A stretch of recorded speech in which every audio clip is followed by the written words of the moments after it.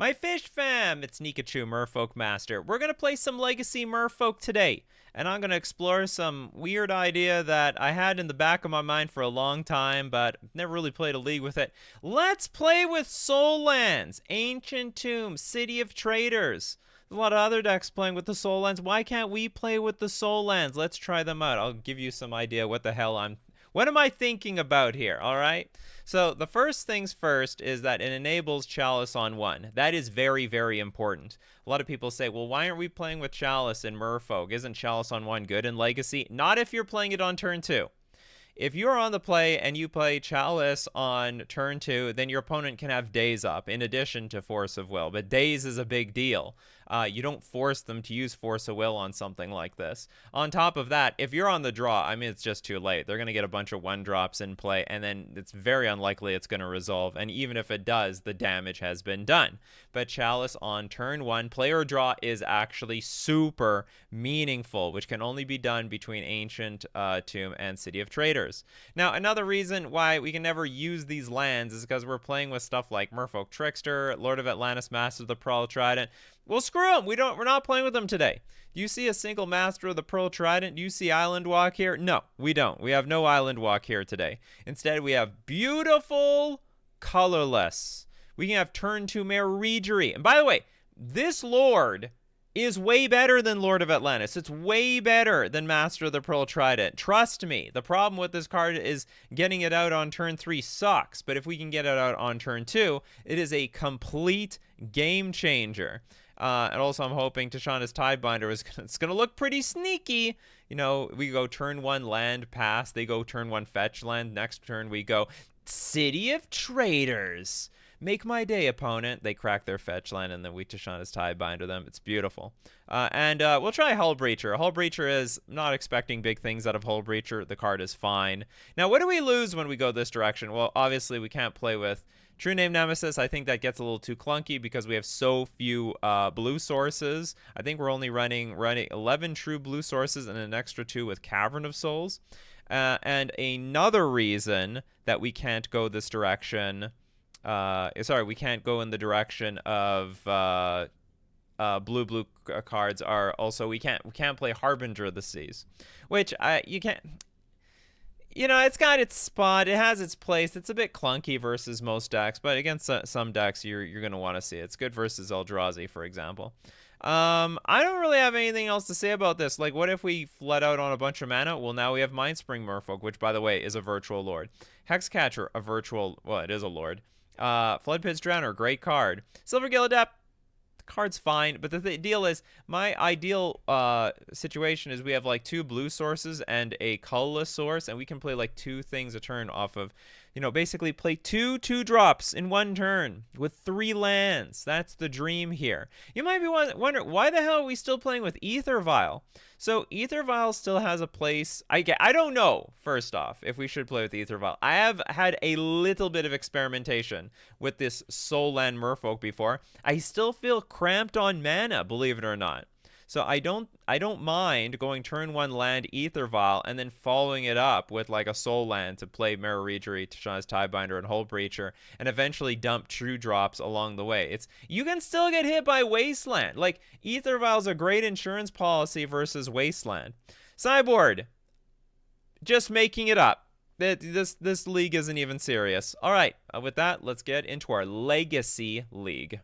We won the die roll. Hand is a bit awkward because we have City of Traders as our dual land in our hand, several of them, and I don't really want to lead the game off with Sink into Stupor, the main reason being if we play Sink tapped and our opponent goes, for example, say, Wasteland, then we can't cast anything, so I actually want to lead on the City of Traders. Anyway, I'm going to keep it because it's a hand of cards. What can I say? Another thing is that now with City of Traders, what we can do is against Daze, we have like a little bit more protection when we want to play, say, a 2-drop. Aether Vial.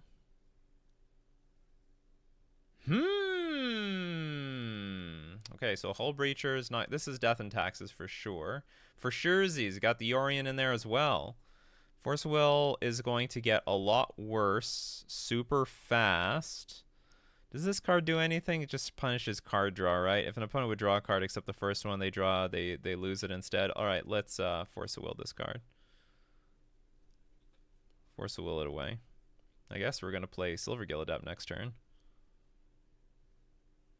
In a weird line. Oh, we got Vidalian Hexcatcher. Not bad, not bad, not bad.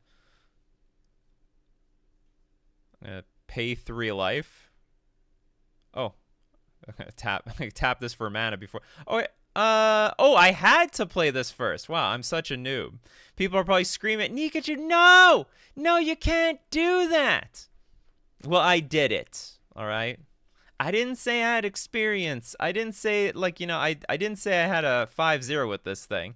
We're learning as we play, essentially. Okay, so that's gone. But we got another one. That's the good news around here. I probably look so stupid starting off with that thing. I guess I'll show Hexcatcher. That'd be great if I could cast that off colorless, which I cannot.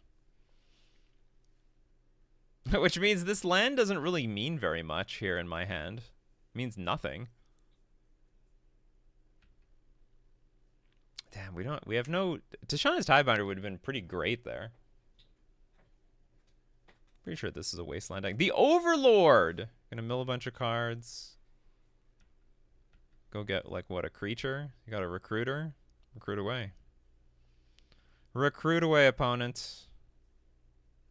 Okay, can we get, like, a non-soul land here? Anything. No, that's fine. I'll take that, I guess.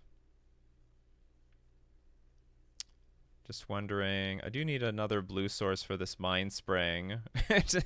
Which I don't have many of. Yeah, I think I'm just gonna play Hexcatcher. Do I want to play? Yeah, I want to play Hexcatcher. Gotta feel the pain here. No pain, no gain. That's what they say. And they know about my Silvergill Adept anyway. So I guess they could Recruiter of the Guard for Solitude, I suppose. Oh, Flicker Wisp. I guess they're gonna flicker their Overlord. Oh, does it become, they get the Overlord in play? With no counters? Oh, it's only if they cast it, huh? And they found a Solitude. It's going to get worse before it gets better. So, it should be noted that Death and Taxes is traditionally, like, pretty tough matchup, to be honest. The only thing that flips the switch in our favor is True Name Nemesis, which I have 0 copies of. We got nothing. 0, nothing, nada. Nope. This is a big nope. So I imagine this is an even worse matchup than it usually is. Flood Pits is okay.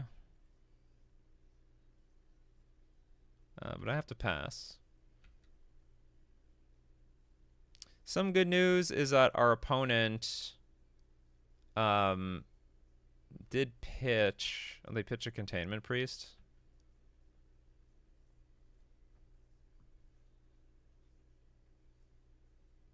They have a bunch of Thoughtseizes in their deck. Look at all those Thoughtseizes. Thoughtseizes for days.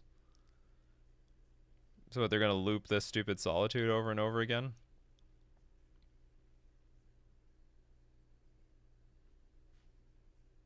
It's almost a plan. But they took the Emperor of Bones, I guess because they can play Emperor of Bones. Isn't this going to save me? Okay, what do you want to do? I have 2 Flood Pits Drowners. Oh, they're going to blow up their own land. Oh, that's smart. That's tech, opponent. That's tech. I really wanted you to send that thing this way. This is the White Orchard Phantom. It's basically Ghost Quarter on a creature. They're removing all the lands from their deck. Like a smarty pants.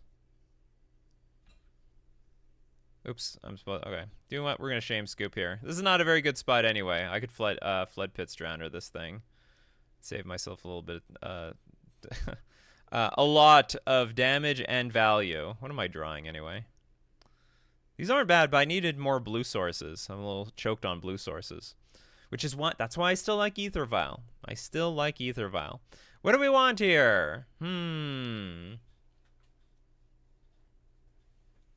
I think I want Dismember. Don't think we want Chalice. I want Force of Will mostly for Solitude. What else do I want? I don't really have any artifacts. I guess I'll bring in one Wasteland. I don't think they have a lot of basics. They have like millions and millions and millions of basics. Okay, I'll bring in a Consign. Yeah, Consign's actually okay. Now, the Consign, by the way, in this deck is pretty clunky. I'm super well aware that I only have 11 blue sources. That's not good. It's not good. But we need to make room. I don't want to have too many lands in this deck either. So I think we're gonna have one Consign. You know what? Let's get another Consign. This whole Breacher. I'd rather Consign a Solitude, and they're gonna get that Solitude. All right, they can get that. There's a lot of triggered abilities actually in this deck. Triggers galore. I've got a blue source. Also have a lot of colorless sources. I'm gonna keep. We have a very similar turn as last game, except the Ancient Tomb is not going to sacrifice itself. Oh my god, I'm going to take 5 damage next turn. Maybe I should just play this into play. Don't they have Wasteland? I'm pretty sure they have Wasteland. I'm like 99% sure they have Wasteland. I could be wrong, though. Another Ether Vial. Again, makes this thing worse, but I have no choice. Otherwise, I'm going to have no threats. Okay. You know what they say, no pain, no gain. And I like some pain. I'd like to have some pain with this hand, please. I'd love to play the Mirror Rejury first, but I don't have any other creatures.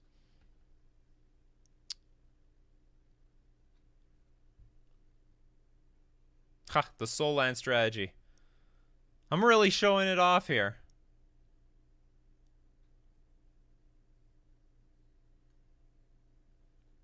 And again, because I only have one blue source, that's not even something I don't really want. I don't know if I even want to Force of Will this other Sink into Stupor.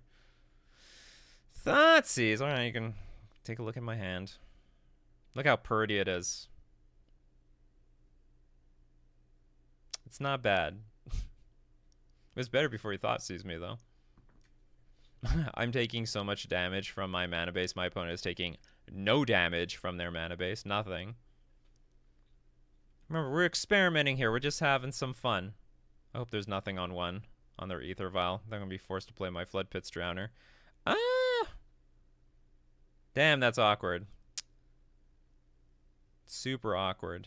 Because I want to play... Okay, we'll attack with our Silvergill Adept and see what happens. Okay, it got through. There is... Actually, okay, it depends what we draw here. So I'll take another 2 damage. Because I just love taking damage. Show this Flood Pits Drowner. I got a Mirror Rejury. That's not bad. Anyway, we'll play the Sink into Stupor tapped. And we'll just let the mana go away. We don't need that mana anymore. And then next turn, we can play Mirror Rejury and the Flood Pits Drowner. Haha. Well, we can have 2 triggers. Trigger off Rejury and trigger off of Flood Pits. Disrupting something. What is it going to cost me? How much? 3 more? Well, ha! Joke's on you. I've got a lot of mana in front of me. A lot of mana. I'll pay that 3. If you don't mind. And I don't mind. I guess maybe I can hit Force of Will. That will be slightly annoying. Slightly annoying buzzard. True name Nemesis. I have some bad news for you, opponent. That's not even in my deck. It's not even in here. Okay, I don't think I'm going to be tapping this Ancient Tomb for more damage. I can actually hardcast Force of Will. Which is funny. Let's hold on to this Consign to Memory. Let's get in for 6. We have Flood Pits Drowner and Consign to Memory up. Also, actually, you know what? I can pitch the Consign to Memory to my Force of Will. That is totally legitimate, too. I can also... Remember, okay, I have Rejury in play. The trickery off of this card is insane. I can like play Flood Pit's Drowner and then untap a land of mine. You know, the possibilities are endless. What is Disruptor Flute? It's like choose a name. Oh, they didn't see my hand. I forgot. This is not the spyglass. I thought they saw my hand. They had to choose something blind. But it has flash. Oh, yeah, but they... Okay. Swords to plowshares. I'd appreciate you didn't swords anything. You know what's weird? They left their vial on too. That's very bizarre. Anyway, no.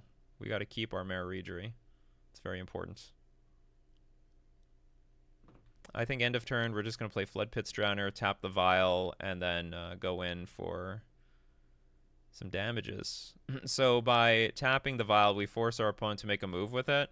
If they put, let's say they play Containment Priest, then we can tap it down with Flood Pit's Drowner when it enters the battlefield, and then swing for hopefully lethal. Hopefully, they can still flash in like Containment Priest just with hard cast mana. Okay, now that it's tapped, I do not want to use that ability. Thank you very much. Tap this thing down. And yeah, so even if they have Containment Priest, they can block 1 3-drop, and we can get them with the other ones. We got a game! We got a game! Fish Fam was not bad. Can we bring in Null Rod? What if we side out our Ether Vial, we bring in Null Rod, and we just, alright, we gotta duke it out the old-fashioned way. It's gotta be done with lands. Lands and spells. You don't got lands and spells? Well, then you don't get to do anything. They had Ether Vial both games. In an 80-card deck.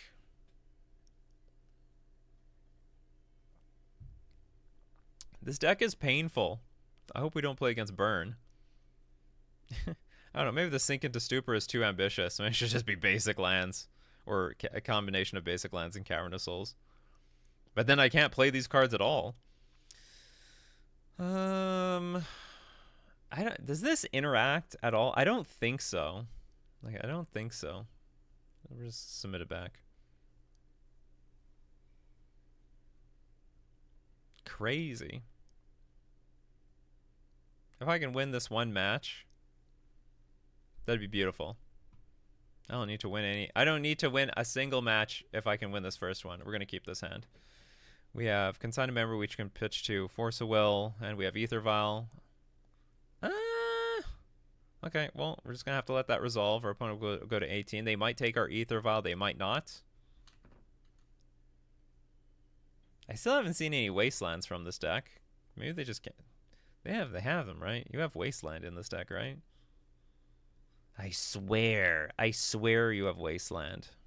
I've seen it before. I've seen it played against me.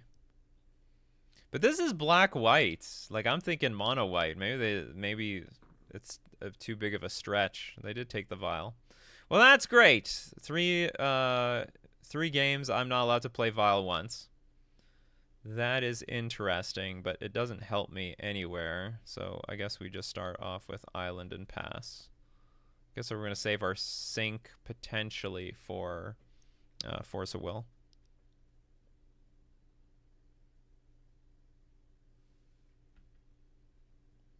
Okay, so it looks like they have Containment Priest up. Tishana's Tiebinder? Damn, we didn't draw Tishana's Tiebinder. Now the spot is interesting because the situation's interesting because if I play Ancient Tomb pass, and I play Flood Pits at end of turn, that's not great.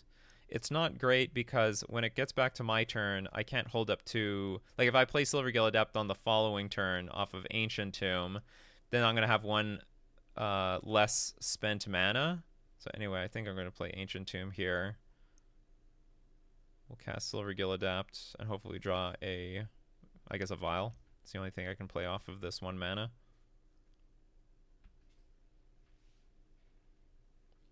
I guess I had that too. But anyway, can't play that. I assume our opponent's gonna crack Prismatic Vista and play a that flash creature.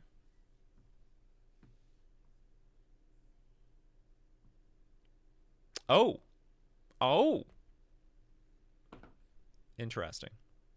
Felia. Wasn't really thinking about that card. We can dismember that, in theory. Now they know I have Force of Will. Hey, Mon, I can just get him. Just get him with the Force of Will. Emperor of Bones. That's like also worthy of dismembering, but it's not super, super important. Like Drowners, our Drowners are going to deal with both these cards. There's no creatures in the graveyard for this card to eat off of. It needs to be a creature that they can put in play. You can exile my Aethervel. Sure, I don't mind. You want to blink my Silver Gilded up? I'll probably block this stupid thing. I have no problem with that.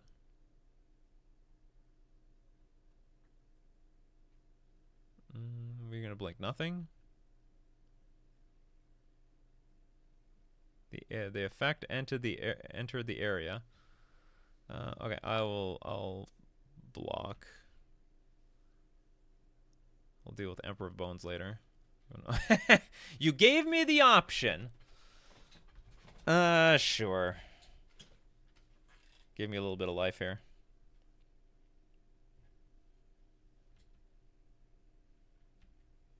Okay, we got our Drowners. Our Drowner's going to do something. Oh, we got Merfolk. Merfolk is a good card. How much damage do I want to take? This is dominating. Like, this is a dominating card. Oh my god, how much damage am I taking here?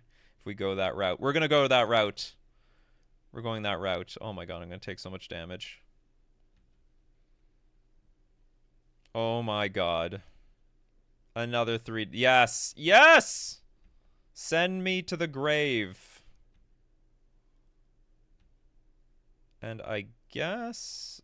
I think we're going to dismember the Emperor of Bones. And then we'll deal with basically everything else with our Flood Pits Drowners. Yeah. I have to dismember the Emperor of Bones, because if I dismember Felia, then they'll get the stupid Emperor of Bones back. Keep exiling stuff, sure.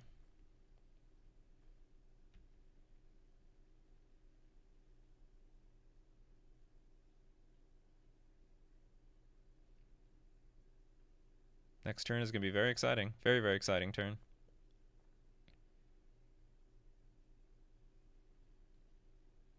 Still no targets. Okay, I'll take 2.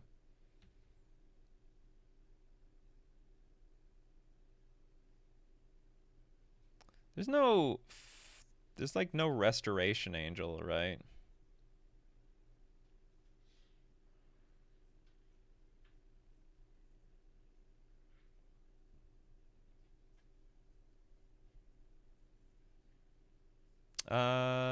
That's nasty. We have to protect our Merfolk or we don't have pressure.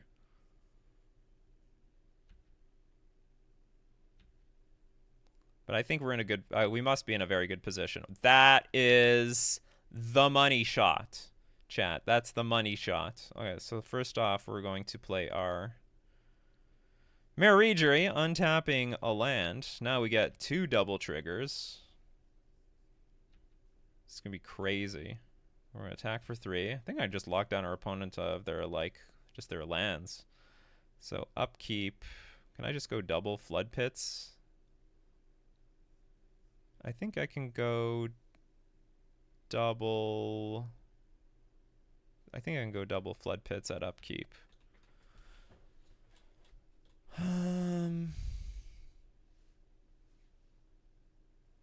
Or maybe I just don't need to. Maybe that's just not necessary.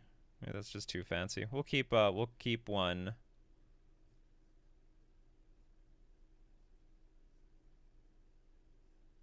Keep one Flood Pits in hand.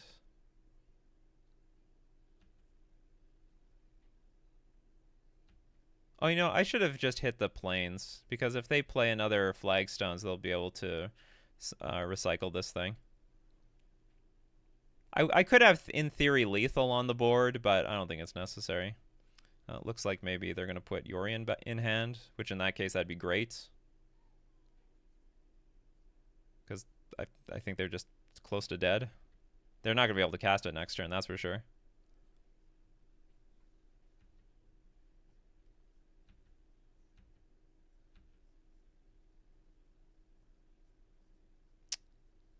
And because we have Regery, we will, again, do the set upkeep. I have no idea what gets them out of this. Like, even Solitude doesn't do it.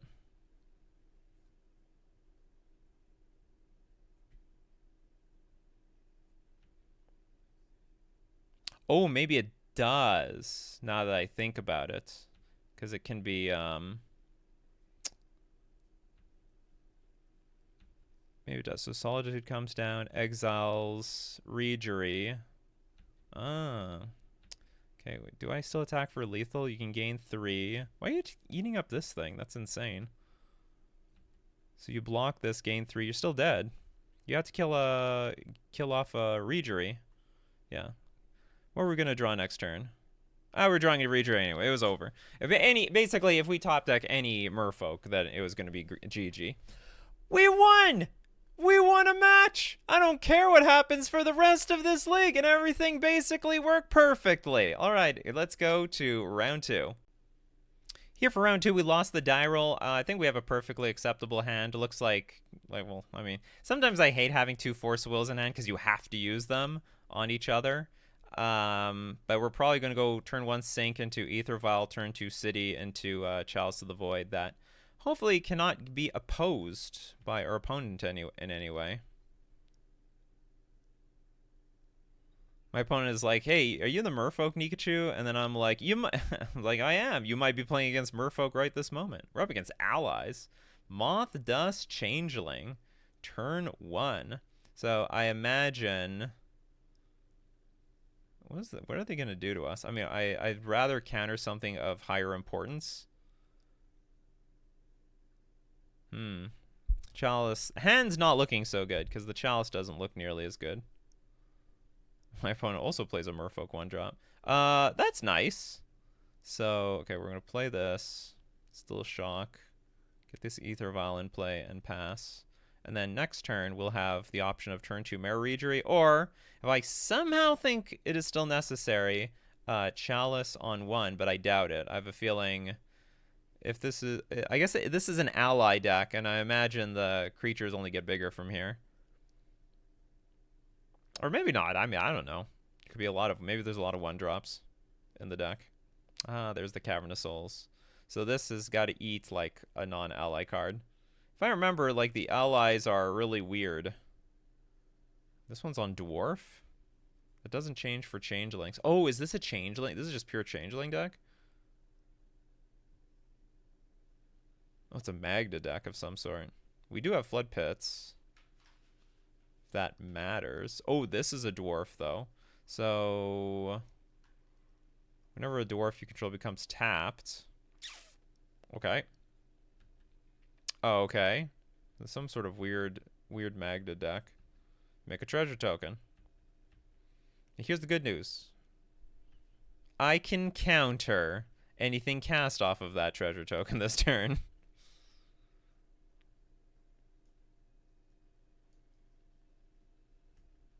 Ah, look at this. Little synergy with Moth Dust and Changeling.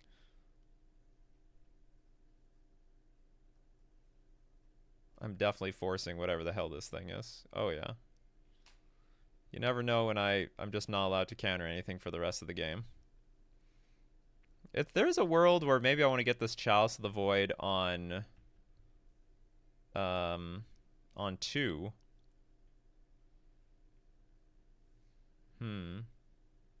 Although it's not going to really work here. Sink into Stupor. So I'm thinking I don't really have a whole lot of things to do here. And maybe I just play Flood Pits Drowner to just try to slow this engine down. With a really crappy thing. Oh, I guess I could play Flood Pits and then next turn shuffle something away. Like the Magda? Okay, I think I could do something like that. Like, I would like to play Mare. I'm just terrified of what our opponent's going to do next turn.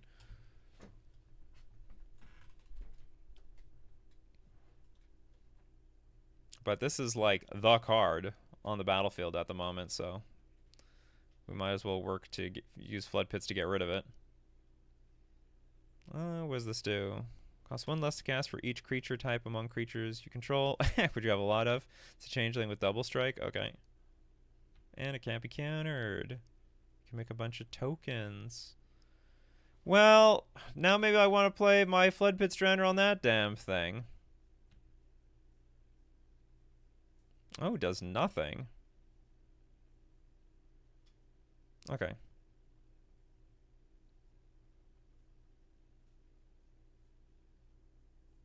I'm pretty sure we have to equally deal with this card. Yeah, I'm not complaining about our opponent's jank deck. Our deck is no less janky. We also have a jank deck. Super jank.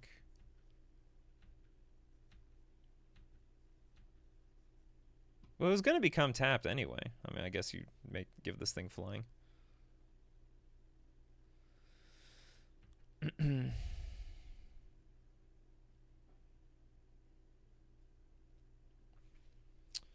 Another City of Traders. Sync needs one more blue source in play.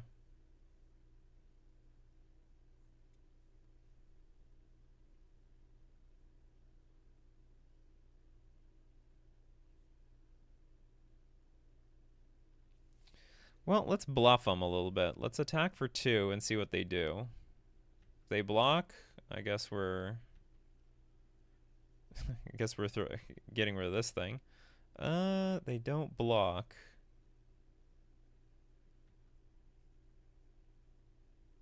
Yeah, I think we're just going to get rid of this big evil double striker because I don't know what I do about that card in the future at all.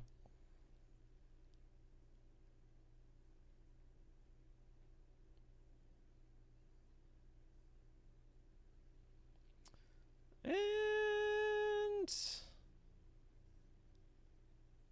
I don't want to do anything right now.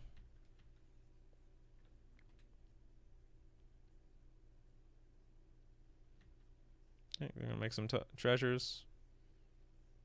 What is this thing? You can sack 5 treasures, search your library for a dragon card, put it onto the battlefield. Maybe I have to be concerned about that.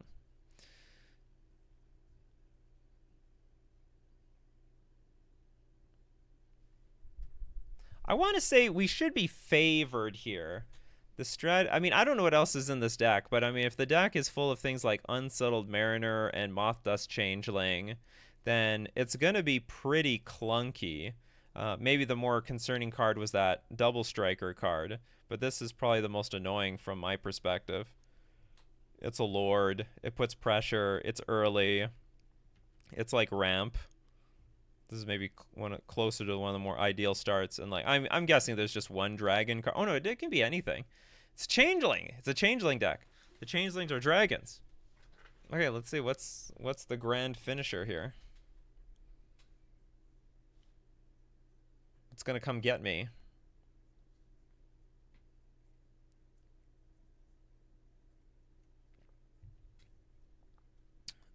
What? Okay. Sure. It's the Masked Vandal. It's always the dragon you least expect.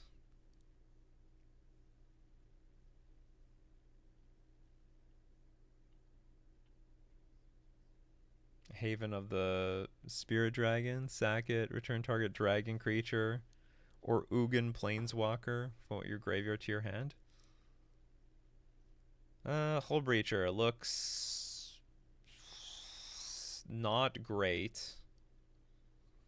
So what am I supposed to do? I'm just constantly fighting against these stupid drag, or like, I guess it's just a changeling maker. They can put out another changeling this turn. Well, what are you going to do about this then? Okay, we'll put a Reedry in play.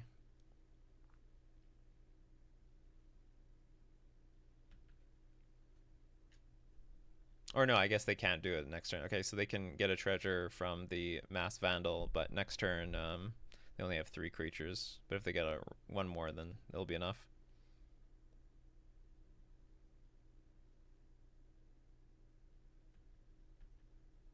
What do we have going on in the sideboard? I think we have more cards. We have a decent sideboard. Dismember will be useful. Grafdigger's Cage will be useful. Oh, Null Rod actually could be useful. Because they make treasures and they have Aether Vial. I may not have the mana base. How many? I have 14 blue sources? No, yeah, I can side out the Vial if I really need to.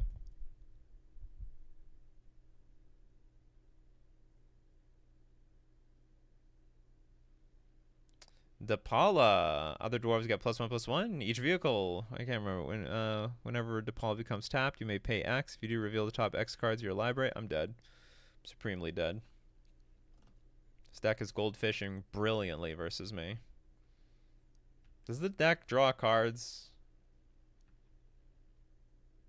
Pretty sure that's also what they drew for the turn, because last turn they had Aether Vial. Okay, I more or less see this thing. We need to get it. We gotta move on. They're gonna get like a free changeling every single turn. Good for them. Consigned to Memory looks okay. Okay, cards are not okay. Chalice is terrible. It's useless. Hull Breacher also looks pretty bad for this matchup. So how about... do I bring in Consign? Null Rod looks pretty okay. How about I take out some Aether Vials, bring in Wasteland, bring in 2 Null Rods. So like if I have Aether Vial and Null Rod at the same time, it will not be a complete disaster. They can get rid of Null Rod with the Vandal, but I bet it's only a 1-of in their deck. We also have Grafdigger's Cage. Ooh, it's actually really good because of the Depala. I'm still going to have Force of Will, I think. I'm actually not sure if I really need this Force of Will. Maybe I do, maybe I don't. Okay, let's cut some Force of Wills. They're an Aether Vial Cavernous Souls deck. Maybe I should cut all of them. Maybe in exchange for Consign to Memory. Slightly better. They have a lot of triggers.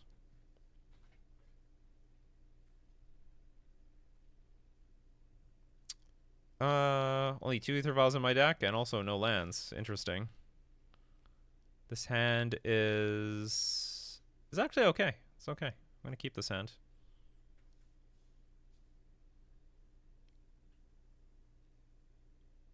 Yeah, I shall keep. Gotta put something on the bottom. Maybe the City of Traders. I can't do anything with this extra colorless mana. And I need a blue mana source.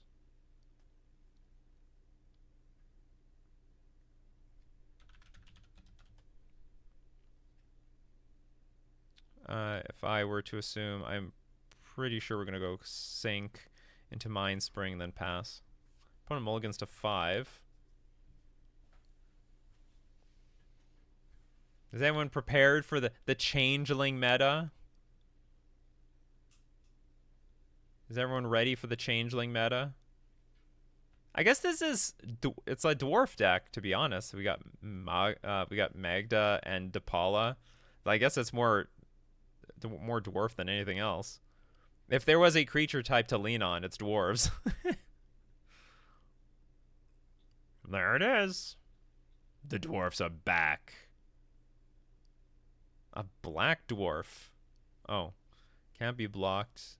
Can't block and can't be blocked. Got some ninjutsu in there. Well, that's a little late. But again, it's gonna be nice for us a little bit later down the line.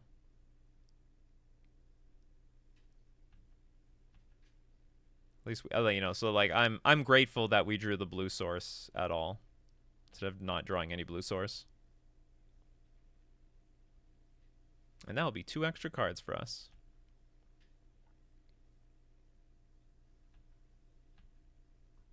Actually, I should just play Hull Breacher and block that stupid thing. I missed out on some vital blockage. Ooh, it's beautiful. In fact, let's play that. Get a Reader in play, get a nice 6 Kraken for a nice 6 damage. Hold up our Dismember. Mind you, our opponent has apparently a pretty close to non-functional hand.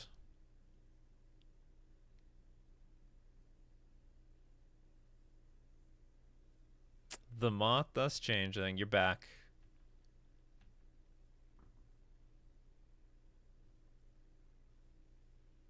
Oh, sorry. Yeah, it can't be blocked. It can't block and can't be blocked. Okay, sure, fine.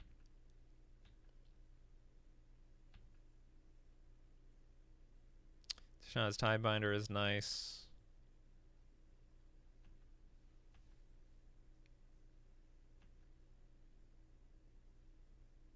Probably I should just be upkeeping, hitting their land, and like they probably have nothing to do with 1 land, even if they top deck a land.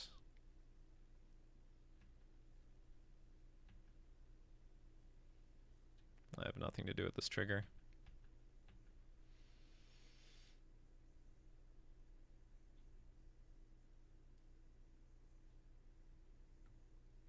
So far, 2 sort of non-games. Game 1, like, we cast cards, but they weren't really meaningful. And in this game, they literally did nothing. They were stuck on 1 land. I don't see any reason to change anything, so I'm going to just submit.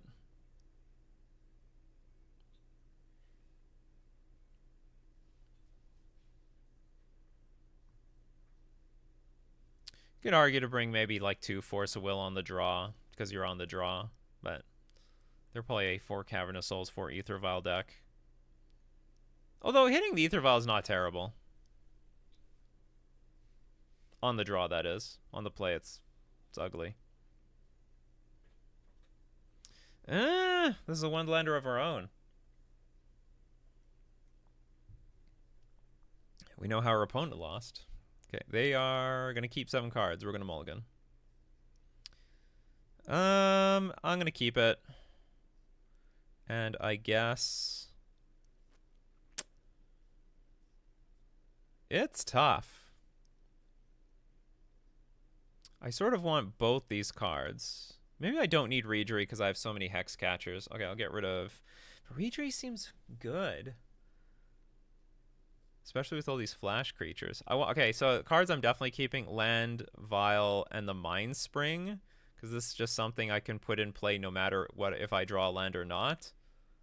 These are like clunky, but these are like the strong cards. Like this can turn Magda off. And Depala. Okay, I'll get rid of 1 Hex Catcher. Though it feels a bit dirty to do that.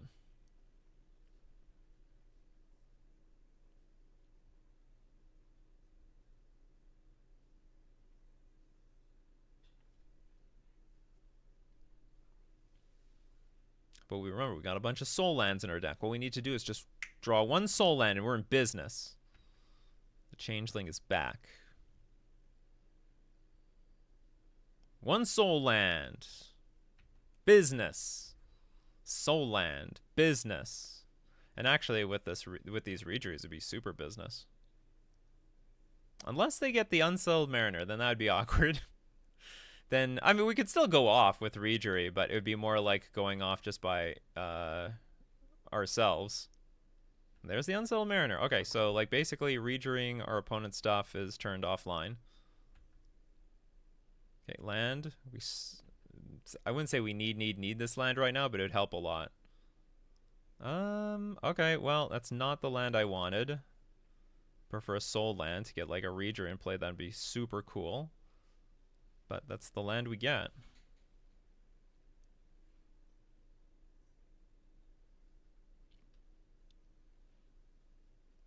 No, Magda.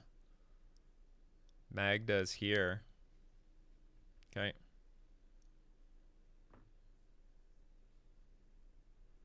If I get the opportunity, I'll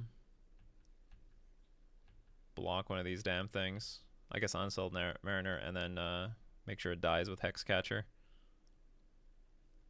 Oh, we're gonna just produce more tokens. It's fine too. Super flying. See, that's what I need the land for. Particularly, I could also counter this stupid Magda thing. And now they could respond by tapping a bunch of other lands, but at least it would turn Magda off. Okay, we have a double striking nonsense creature coming. Now, we can actually deal with all this, again, if we curve out.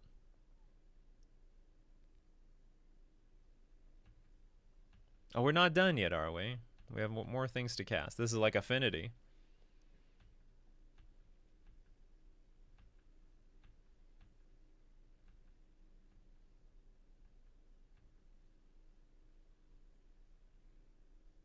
So even if we get this Tashawn's Tidebinder off, it'll be a little late. Metallic Mimic.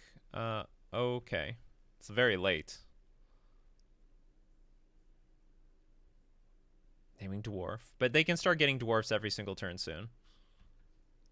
That function is... well, I guess I could wait for the Search Dragon thing, and then we Tashawn's Tidebinder it. But that also depends on me drawing a land to even facilitate that.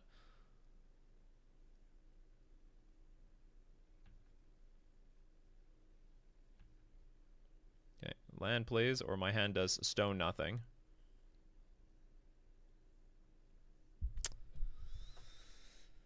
I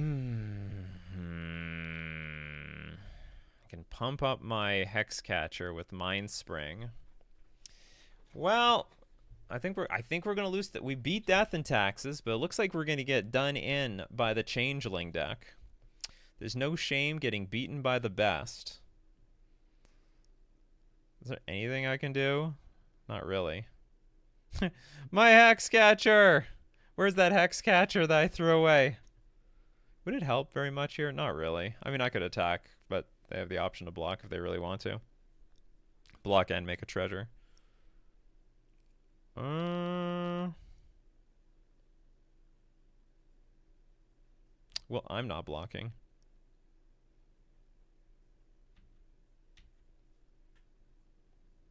Yeah, that's right.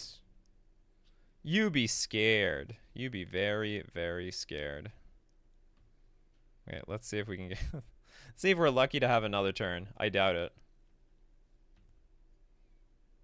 Although they can't go get Mass Vandal like last time. Because they don't have any... they have to exile something from their grave. I think they have to exile a creature card from their graveyard. If they exile a creature card, then they can exile my artifact. So if they want to go get anything, it probably has to be like another Valiant Changeling or something like that.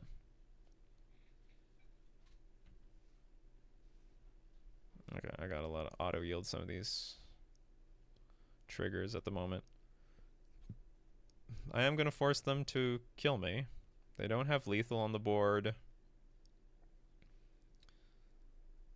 And I still have a massively, stupidly powerful hand. Oh, you know what I didn't think of? Keeping this Mindspring in my hand, because if the Vial's on 3, I could tap it, put Reader in play, cast my Mindspring Merfolk, untap the Vial, and then put another Reader in play, in theory. Sometimes when you have a Vial and double Readery, keeping 1-drops in her hand have value.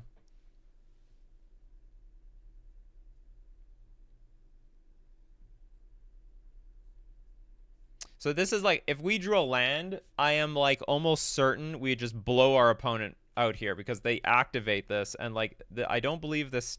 Whenever you or a permanent you control becomes the target of a spell or ability, but like I would target the ability, not our opponent or any permanent in play. And so this Tashawn's Tidebinder, they'd be like all tapped out.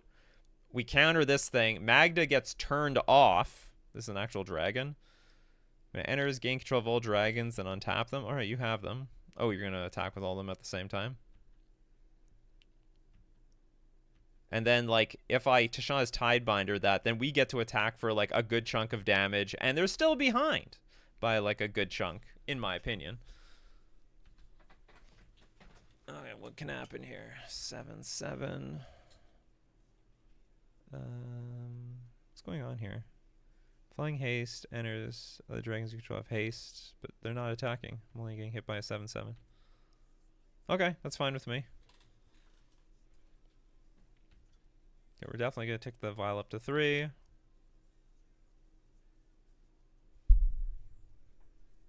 You know what would have been great there? A soul land. Again, another soul land. That would have been great. Okay, how to get through this crap?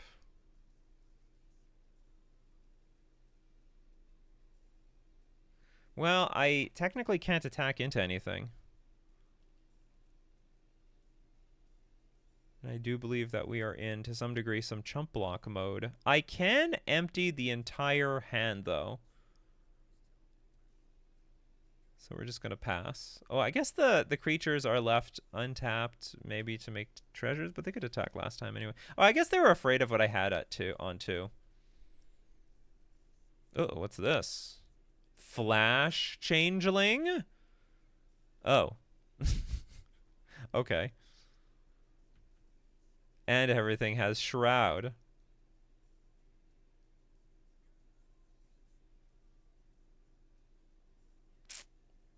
Hold on, I gotta stop the auto yield on this. Maybe I can kill off this Magda. Okay, so Magda.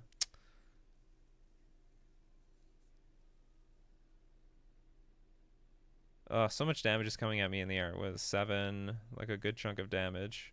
Okay, so I'm going to play this Reejery. Then I want to play Tishana's Tidebinder to untap my Vial. Because I super can't touch any of my opponent's cards. Tishana's Tidebinder a Magda trigger. So that thing will be turned offline, shrinking everything by a smidge. Get 2 artifact tokens, that's fine. My creatures got a little bit bigger too. But with the stupid like, I don't have anything. Does it have Shroud? No, this doesn't get Shroud, interestingly enough, because this is actually a dragon. Here's the inconsistencies of the Changeling deck. But this still can hoof me for 7 damage. That's a lot of damage. I can basically deal with everything else. I just can't deal with the stupid dragon in the air. Unless I draw a flash speed creature, then I can. What's with Magda attacking?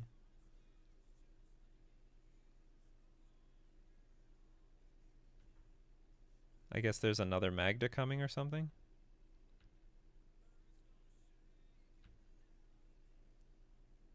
It's pretty free for me to block Magda. Oh, here comes Magda too.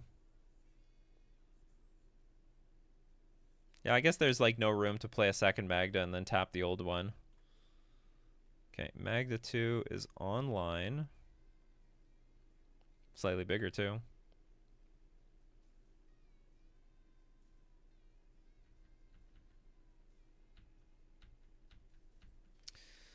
So what's going to come out this time? Just another Valiant Changeling or something?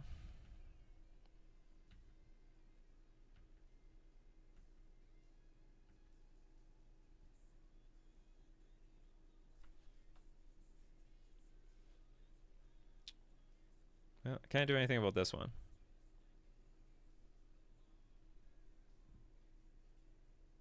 Or I guess this is where maybe our opponent's going to go get the green Changeling and exile our Ether Vial. Maybe. Make me lose my Ether Vial here. Oh, it's the Reaper King, which is a Scarecrow. Whenever another Scarecrow you control enters, destroy target permanent. Well, that sounds very evil.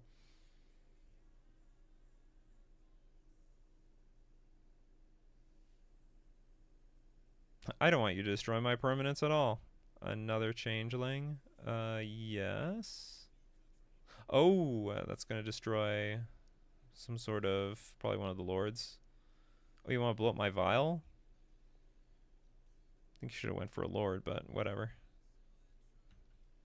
Well, I have no idea how we get out of this. And if you had this changeling in hand, why don't you just cast it?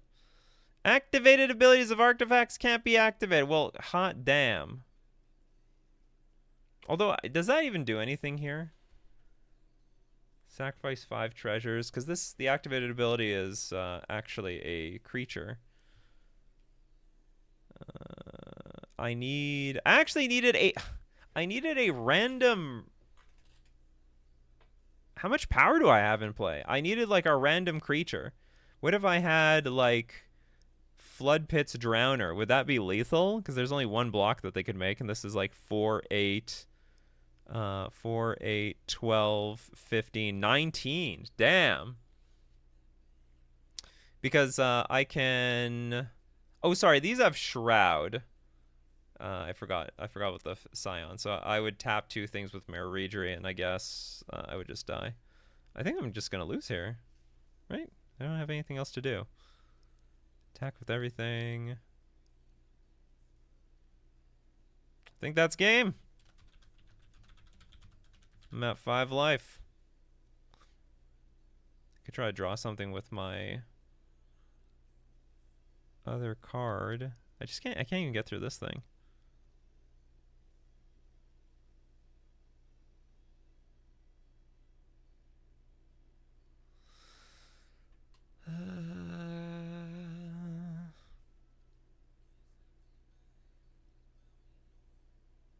Well,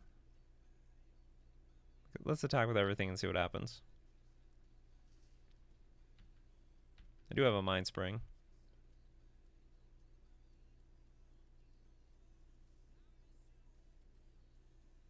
To be honest, I think we have like tons of great chances versus this deck, especially since we're playing with the soul lands, so that we can play with these cards to catch us up on speed, like big time.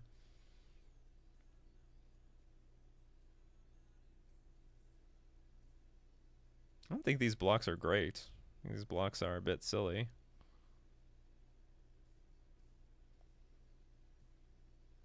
I guess this one's gonna be fine.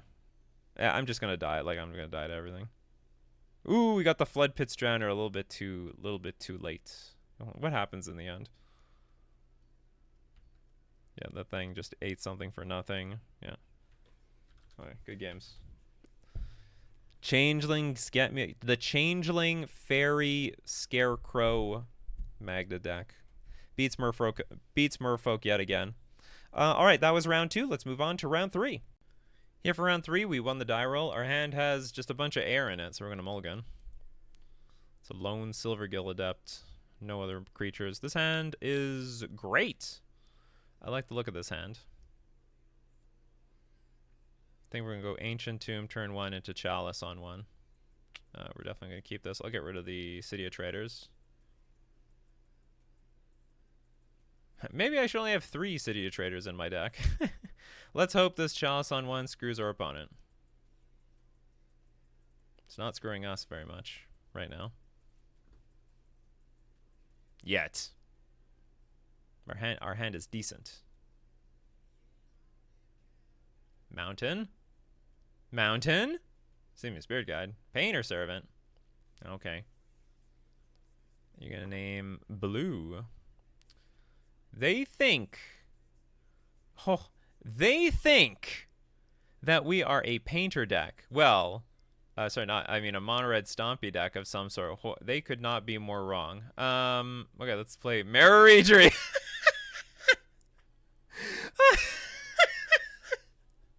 I don't think they saw that coming. Now this is still good, actually. Chalice on 1 versus Painter is actually quite good. It hits like a ton of cards. It hits like they got like a million Pyroblasts and Red Elemental Blast. I think even in the main deck, it hits Grindstone. What else did it hit? I mean, it hits a lot of stuff. The Great Furnace, another Painter Servant. Yeah, bring them on. We need more Painter Servants. The other one names blue too. Yeah, name him blue. I have no problem with that. I attack. I got Hexcatcher though. Just in case you want to block. Do you want to block opponents? Do you dare? They feel like something's up. Why would I do this? Okay, whatever. Sure. So, yeah, I actually can Drowner on their turn, untap land, and play Hexcatcher on this at the same time. So, I guess that's just what we're gonna do. We can play two, but with Reader in play and these Soul Land, we can play two creatures at once. What, are we gonna play another Painter Servant? How many Painter Servants do you want to play? I feel like the cards in the deck are 3s and 1s. Agath's Soul Cauldron. Do I sack a Flood Pits on this? That actually doesn't make any sense. What happens here? Okay, so you can play so in the future they can play Goblin Welder. It gets countered by Chalice, but then you can activate this to put it on here, but then I can like Tishana's Tidebinder. Maybe the Agatha Soul Cauldron. Okay, I'm just gonna let it go. And then I'll attempt to Tishana's Tidebinder the thing later.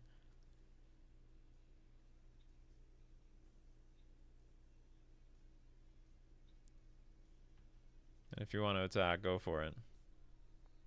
Fool! You have fallen for the classic trick. Let's untap this land.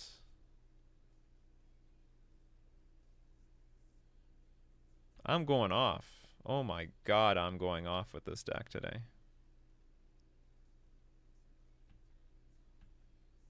Yeah, good luck welding with that. Okay, we have to use up this mana. Don't go to blocks yet. Oh, I get another tap. I should tap this.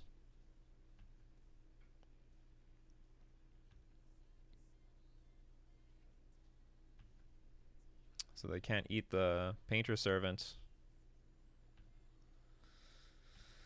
Haha. Look how smarty I am. Mindspring Merfolk. Okay, that will be Force of Will food, because remember, we have Chalice on 1 here. Chalice on 1, turn 1. You're seeing the power of it right here, right now, everyone. You're seeing the power of this card. I'll play your Welder. Okay, our opponent's hand is pretty unlucky. I'm not gonna lie. This is pretty ridiculous. It's pretty redonkulous. Okay, so I guess I can just go to I can just Tishana's Tidebinder and tap our opponent's Painter Servant, and they concede. Clean as a whistle. Okay, cards do we want? Consigned Memory seem okay. No, okay, Null Rod is very good. This deck is all about the artifacts. What else? I believe Wasteland is good. I guess we're going to take out some Ether Vials, especially since Chalice on 1 is going to be important. Null Rod is going to be important. Grafdigger's Cage, is that good? I think Grafdigger's Cage is good too.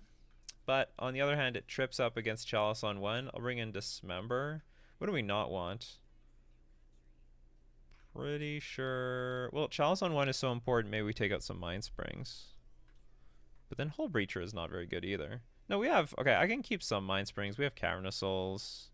Have to take out 3 cards, though. So long, Hull Breacher. How many creatures do I have left? 4. Yeah, I should take out... No, I don't want to take out any City of Traders. Chalice on 1 is boss. It's the boss. Okay, I have 4... 422. It's a bit on the light side, but we gotta do what we gotta do here.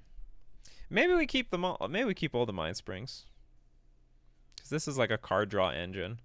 Worst case scenario. Okay, I'll have 3. We'll have 3. We'll get rid of 1 Flood Pits, I guess. Well, the Flood Pit seems okay.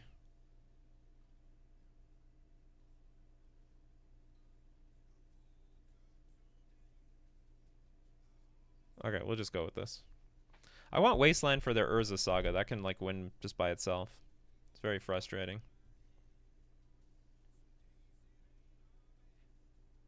Consigned Memory might be good, too. Well, maybe not, because they can keep looping the stupid artifacts from the graveyard with Welder. Which is a problem. Part of the plan in this deck, you got to keep the board clear somewhat. I can't remember. I used to have like some very specific plans versus Welder, but it's just been too long. It was I remember I wanted to play a super heavy control deck. Like that was very, very, very important. Like if you had a super heavy control game, you could beat this deck pretty consistently. But that included True Name Nemesis in the deck, and I have 0 True Name Nemesis in this deck. There are none. We got the combo, chat, but we have no blue sources. But if we had draw 1 blue source, the whole hand is online. Is it worth it? They mulligan a 6. We're not on the play this time, so if they go turn 1 Welder, it's gonna suck. Okay, I'm gonna mulligan. It's just too risky. We got the combo again. The hand is significantly better than last time, though. I'm gonna keep this one. We have Disruption for turn 1. We have potential Force of Will if we need to. Okay. Painter Servant resolves. I can dismember that later. Also, they might turn this dismember into a blue card. They chose blue.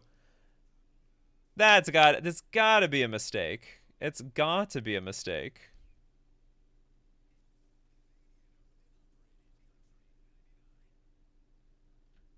If they're going for turn 2. What's it called? Grindstone. Well, mission failed. Attack for 1. Attack for 1.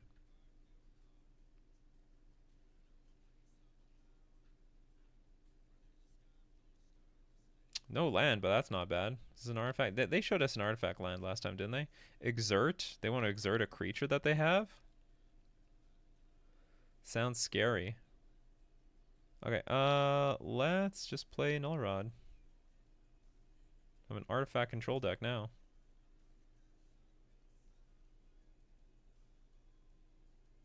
This Chalice on 1 I know is doing work. I just know it's doing work.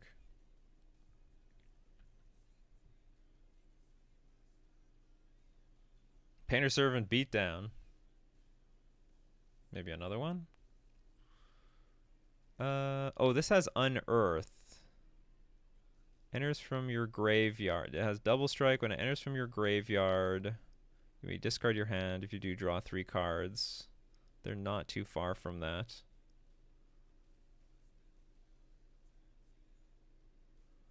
I can't remember what Unearth does. Did that cast the card? I have to quickly check on that.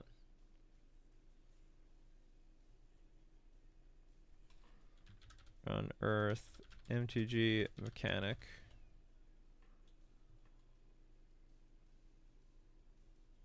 Returns a permanent to the battlefield and gives it haste at the expense of the permanent being exiled at end of turn. Because that means I can't Force a Will it later, but I can dismember it. But it's not pleasant either way. Well, we have to make a decision here. Okay, we'll get rid of the dismember. Maybe I don't want to take so much damage from my stuff anyway.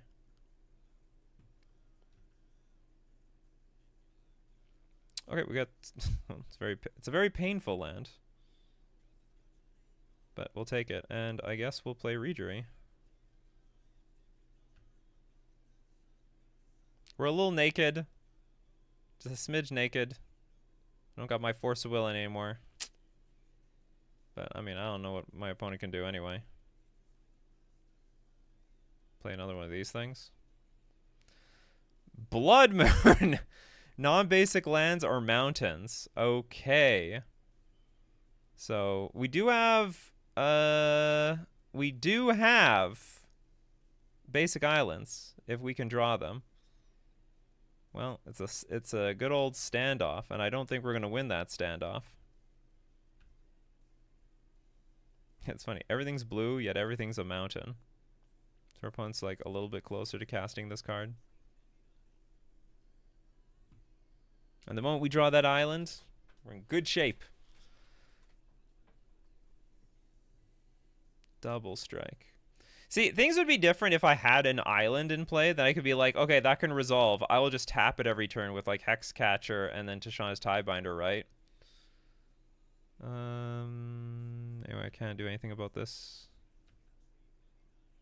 This is search. You may search your library for an artifact card from your graveyard. Sack an artifact. Return target artifact card with mana value 3 or less from your graveyard to the battlefield. Sure.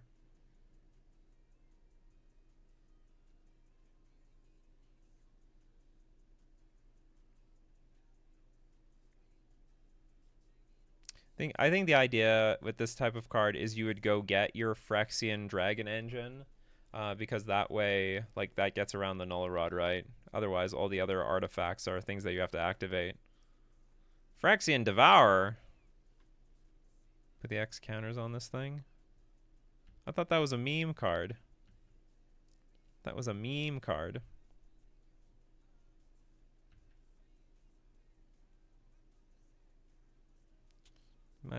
Everything is everything is blue, yet this doesn't tap for blue.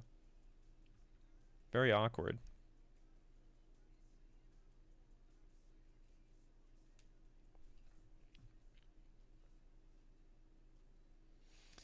That being said, I feel like this game is very Legacy-esque.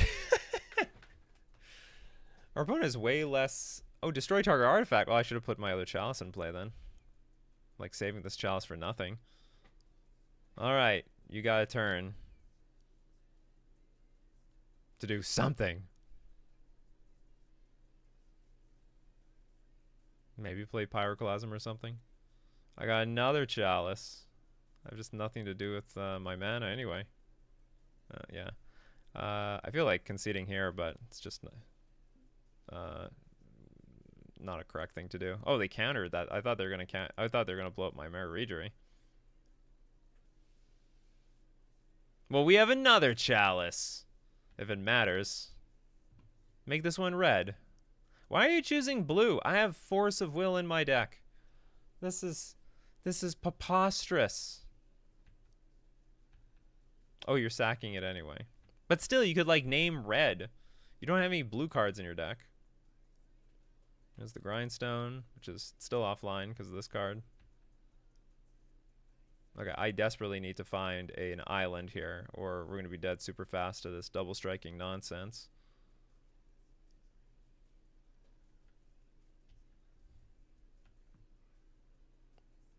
Yeah, maybe these got to be islands. So far, they've been just bolting me for nothing. I'm not even... Like, the idea of having this is actually just to pitch it to Force of Will at the right time. But it seems like it's just too important to have it as just a basic land. So far, that's how it feels like. It's not like it's easy to get like double blue out of this thing anyway. Like if I wanted to cast it, there's not a lot of blue sources in this deck.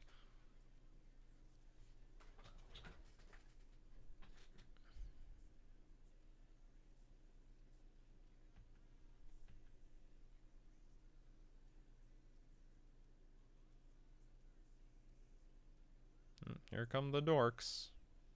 I'll block one of the dorks. Take 4.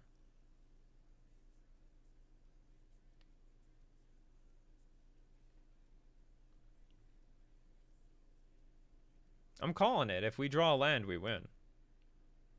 I'm calling it. You want to sacrifice your Painter Servant to get another Painter Servant?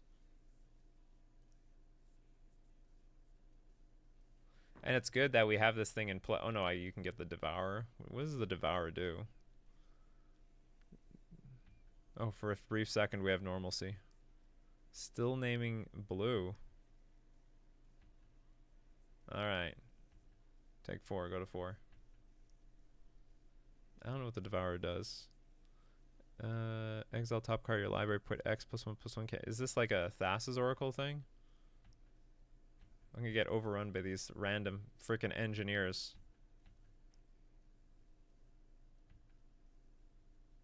I guess I should counter that. It wasn't uncounterable or anything like that. There's a point in the game, you know, I'm just sort of tuning the game out. I'm waiting for game 3. Looking forward to game. Oh god, that's an evil one. That does not change my situation at all. All right, we go to game 3. Now, okay, Flood Pits looks like it's worth a lot more. All these cards. Oh, Chalice on 1 is such a beating. It's so good. Okay, we'll ditch 1 Mind Spring, put the Flood Pits in play to deal with that double striker. This card still looks pretty worthless. No, I don't want to bring an Aether Vial. We're playing with Null Rod and Chalice of the Void, and I'd rather stick to our plan that we have here. Consign looks not bad, but how many? I have 22 creatures? I don't want to go lower. I just don't. To be honest, their whole deck seemed like full of 2-drops. Like, they shaved like a lot of their 1-drops. If I took away Chalice, Grafdigger's Cage, that change anything? Because they seem to want to bring in a lot of creatures from the graveyard instead.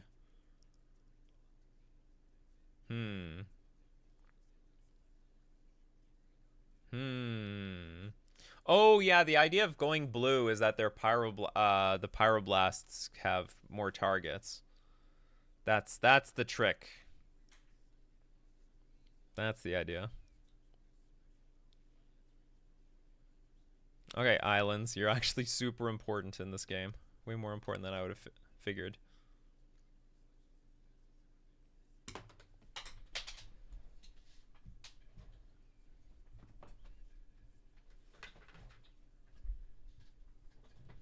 So maybe if I rebuilt this deck, I might take out 1 City of Traders, because turn 1 City of Traders is not good. Turn 2 City of Traders. Oh, maybe I'm still underestimating turn 2 City of Traders. For Mare Reejery, for Tishana's Tidebinder. Or even turn 3 City of Traders. That's possible. Man, it's nice to play with Mare Reejery again. That card is good. It's so good. But it's just so worthless on turn 3. It's completely worthless. Complete unplayable junk.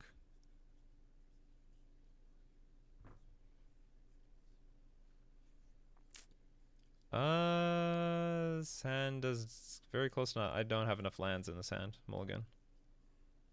I have lands. I have no interaction, though. Opponent mulliganed as well.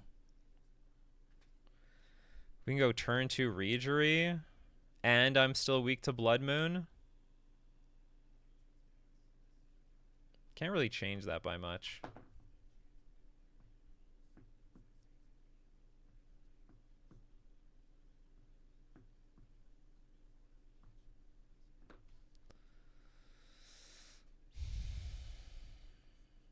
Guess we're gonna keep anyway. We'll get rid of Flood.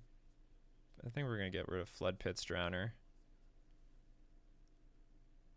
Have a bit of a painful start.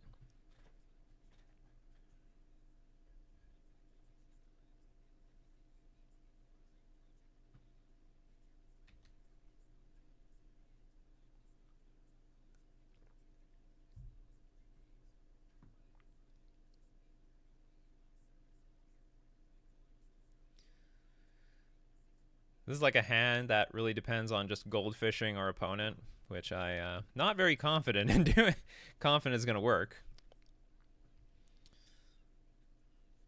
Opponent has the old Pyroblast, do ya? You have the old Pyroblast up your sleeve? Well, I'm not going to play my Reejery into that Pyroblast. I'm going to pass the turn, let you play some other junk.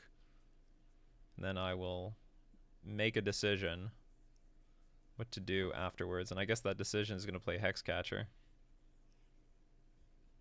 They're playing patiently, I'm playing patiently. I'm not going to waste my mana, though. Yeah, this is almost certainly going to die.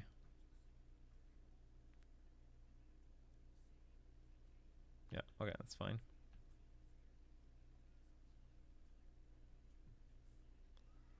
City of Traders is just weird.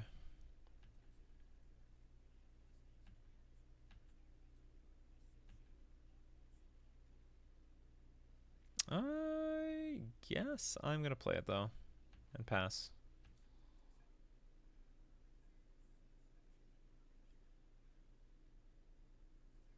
I may or may not just throw out Tishana's Tidebinder.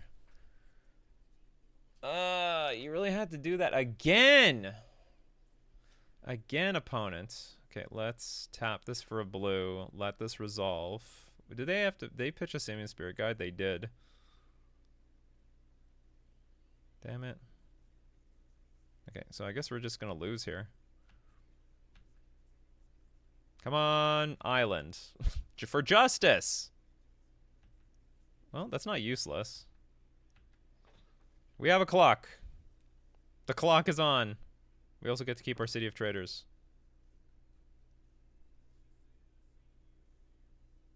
Tap out for something. Anything.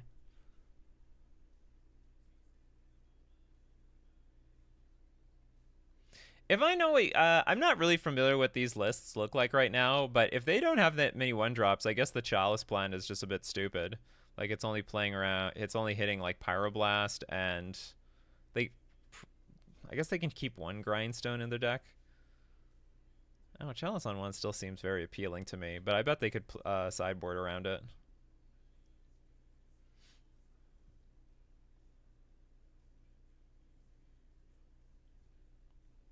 Seven islands. 7.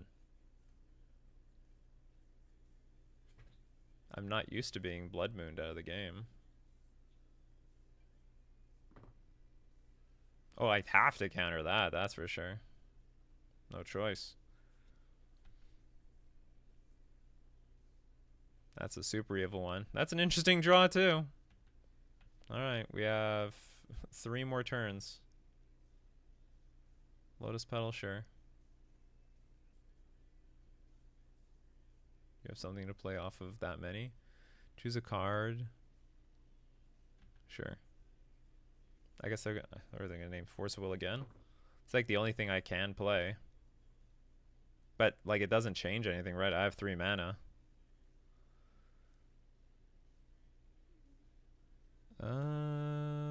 What changes here? I can counter this, right? How does this work? Hey, choose a card name. Spells with the chosen name cost 3 more to cast. Fine. Activated ability of sources with the chosen name can't be activated unless they're mana abilities. This card does nothing. There's not a single creature in play. I have to counter the creature.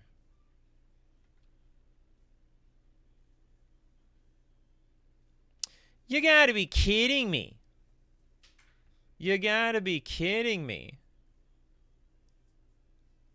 Actually, should I? Maybe I should have just played. Maybe I should have just ran out the Rejury. Because I put my opponent to 4. Whatever. I mean, this is all fine too. Okay, I got an island. Showing you I got an island. Sure, exile my cards. Exile my graveyard. Ha!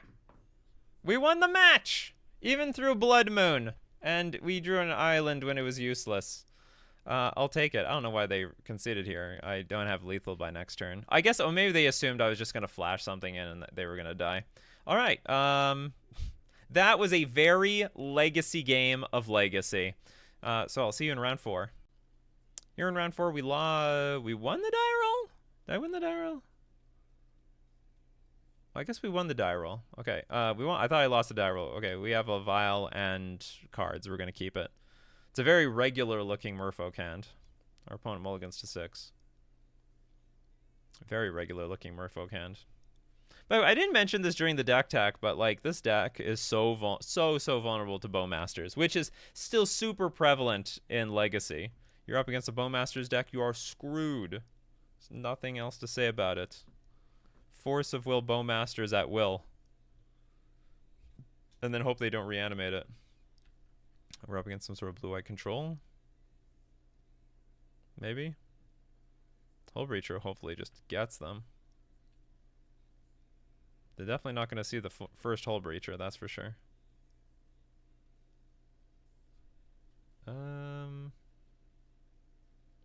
I think there's some chance that they have actual counterspell in their deck, right? Or maybe at upkeep I play like Flood Pit Drowner or something. Maybe at upkeep I play Flood Pit Drowner. Just as like a bear. I'm assuming this is some sort of control deck. Okay, I don't know what this is now. With Urza Saga, that confused me.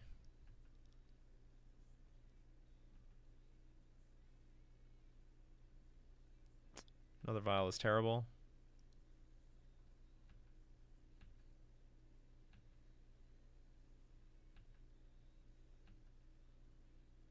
What are they using the Vial for? Brainstorm. Damn it. Sure. I should play the second Vial. Or should I? I can't remember. No, I don't know what this deck is. So the, I should play the second Vial.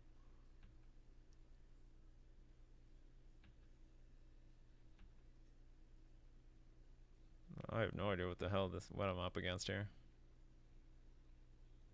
Urza Saga control of some sort. We're definitely going to take the Vial up to 3, though. Mind Spring's not bad. Okay, I'll attack with everything. Of course, if they make a construct, we can cast a Hull Breacher. Sorry, I mean cast a Hex Catcher. Okay, we'll just put another Vial in play, I guess.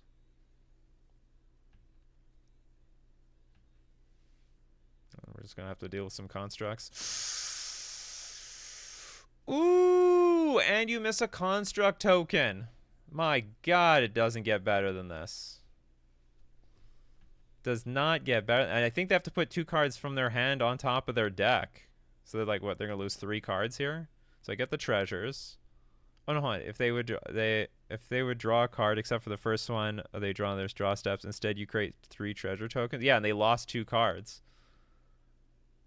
Beautiful. Beautiful. That was great. And they don't get the construct token. But I'll tell you what, this... Now remember, this... I want to warn people, this isn't that great value. Like, my opponent will never, ever, ever make that mistake again. Like, that's not happening. That's all I can tell you. That is just never going to happen for the rest of this match. This is the type... Like, I've played a little bit with Hull Breacher in the past. It doesn't get value. Because... Oh! We're up against Nadu. Oh! Well, this is not good either. Can I interact with this at all? I should have seen that coming. A blue-white deck. So what can I do here? Nothing? I think we just lose. I just don't have the interaction for this. Damn, that felt so good.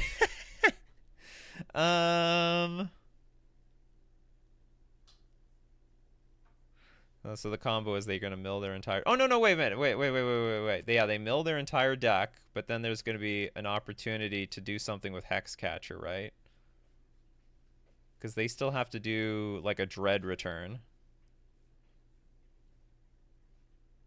Stock up.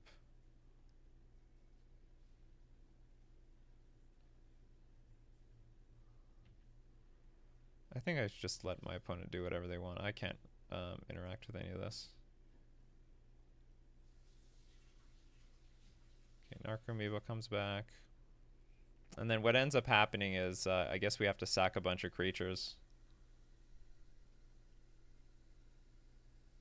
What's funny, with these treasure tokens, Mind Spring can help. Well, I guess it's not gonna... I probably have to sack some stuff right now.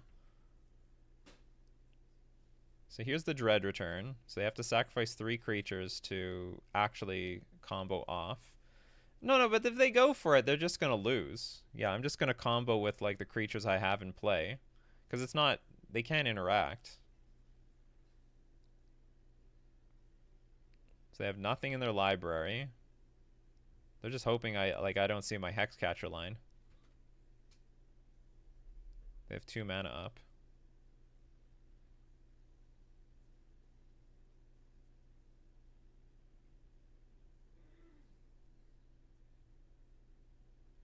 It's a good thing I didn't resign. I felt like I was dead. Then I realized, well, yeah, wait a minute. How does the Thassa's Oracle actually enter the battlefield? It doesn't. Sack the Hexcatcher in play. They have no cards in their deck. So we're just going to draw a card for the turn and then lose.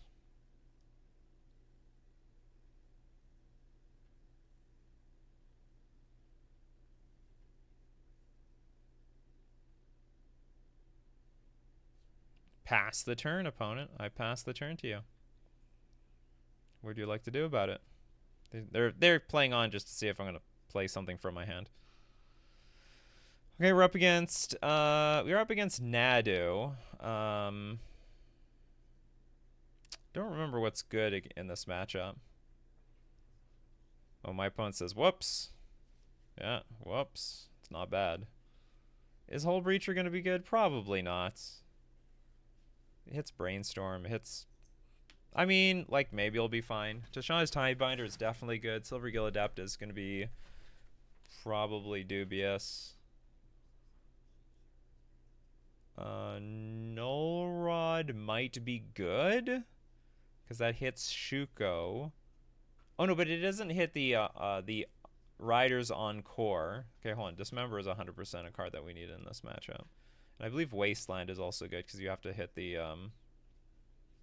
I think you want to hit the Urza Saga because that gets Shuko at the very least and can be like a threat by itself. But then what do I take out?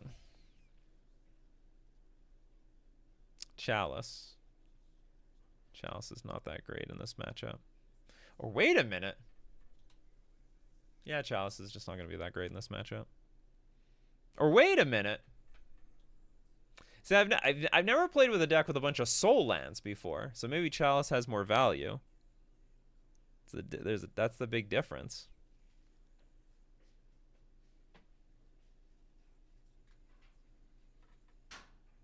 Because if I get Chalice on one on turn 1, it prevents Swords to Plowshares, Ponder, Brainstorm. That might be it though. They can they might be bringing in Prismatic Ending. Well, I gotta take out 3 cards. I can take out... I don't know what to shave here. Hull Breacher has hate against Ponder and Brainstorm. This looks like the worst card, to be honest. How many creatures? I still have 24. That's fine. Yeah, that's fine. This whole thing is fine.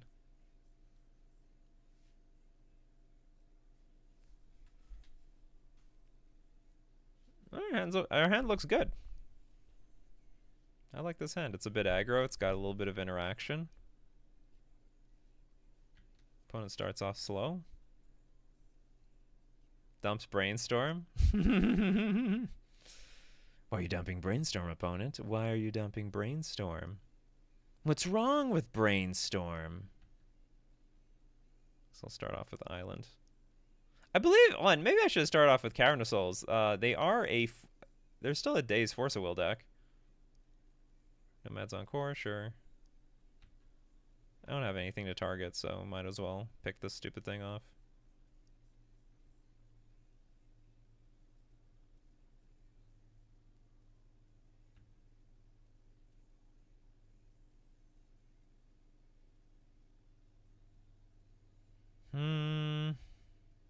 Okay, let's lean... what do I do here? Okay, I'll try to get a Rejury to resolve. Ugh, is that... Maybe it's just too greedy. I can just pass. I can just pass. We can play Flood Pit Drowner. We can play Tashawn's Tidebinder, depending on what our opponent does. I really don't have to do anything. Wizard! Perhaps a bird wizard. Stuff like illusionist, sure.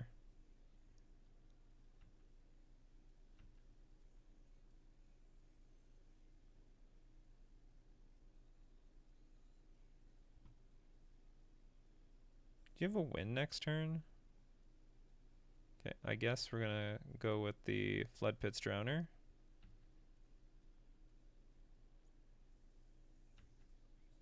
Gonna mill 3 cards.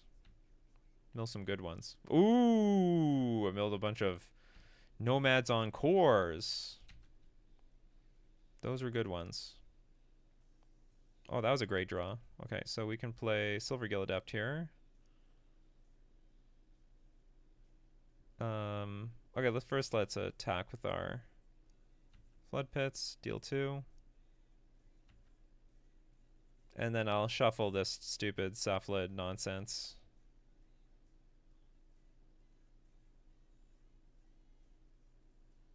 Back into the deck. I'll reveal a Rejury, that's okay.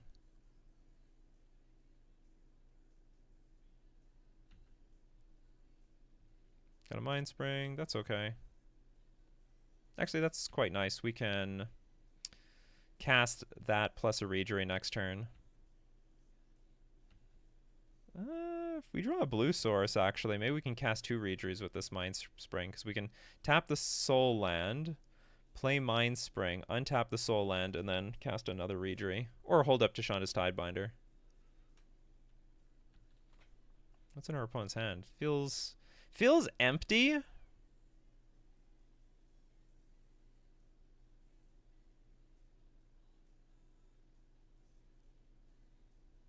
Feels empty. Or am I going to get ambushed somehow?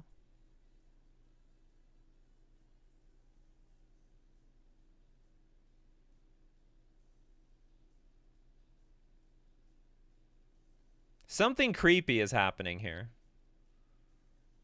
Something creepy. Or maybe this is, maybe our opponent has not played any removal spells yet.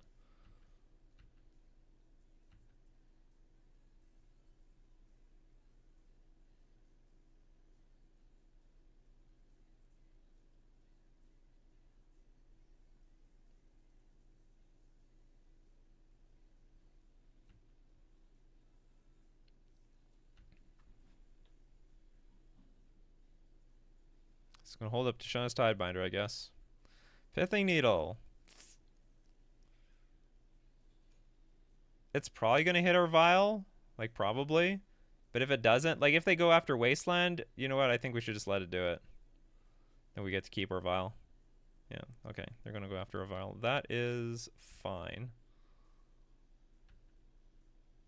I'm not going to play this Tashanda's Tidebinder. I think it's an out to Nadu. I'm sort of looking to just find... Okay, that's an okay card. So now if you go Nadu...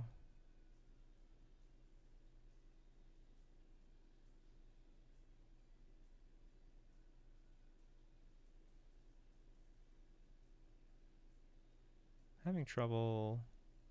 So you go Nadu, Shuko... Is that like GG? Okay, I don't have to make any move. I can I can play more patiently. Just play patiently. Just attack for 2, play Hexcatcher at end of turn.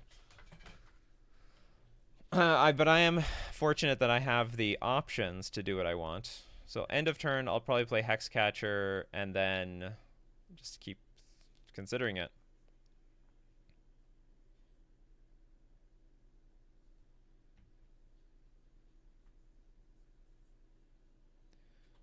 My fear is I semi-tap out and they go for like Nadu and Shuko and then I just lose.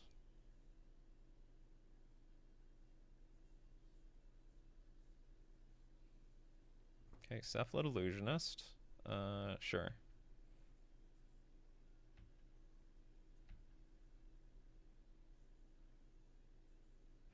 Okay, I'll play Hexcatcher.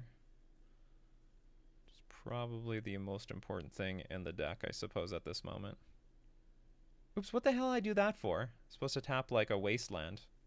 Well, now if they play swords, I can't play like Flash. Yeah, that was a mistake. I didn't mean to do that.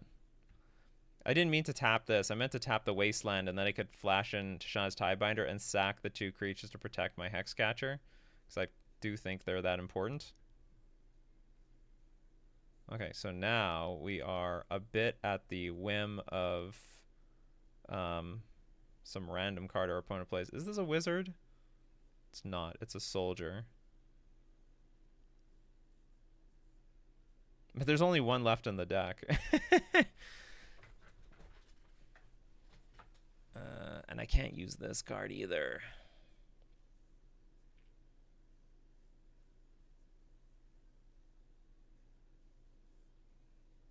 Oh, I still have. What am I crying about? I still have Tishana's Tidebinder. So okay, I can play a Regery, play Mind Spring, untap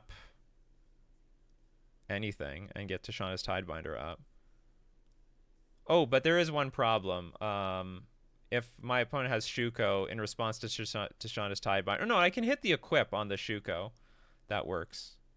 Okay, so let's get a little bit more aggressive here, I guess.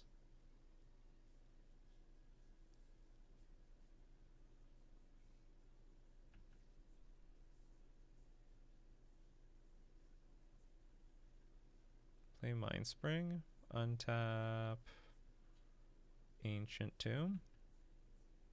Oops, I'm not supposed to do that. I'm supposed to untap the Cavernous Souls. Too many noob mistakes here. Too many noob mistakes. Okay, shock. Attack for 3. Now my Tishana's Tidebinder is not uncounterable. It does play around Daze, but it's not uncounterable. So our opponent goes Shuko, Force of Will, I'm dead.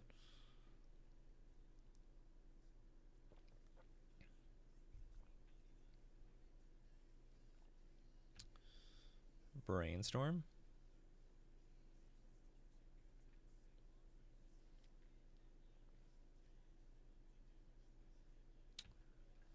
Flooded Strand. I don't really feel like Tishana's Tidebindering that, or attempting to Tishana's Tidebinder that. Another Brainstorm.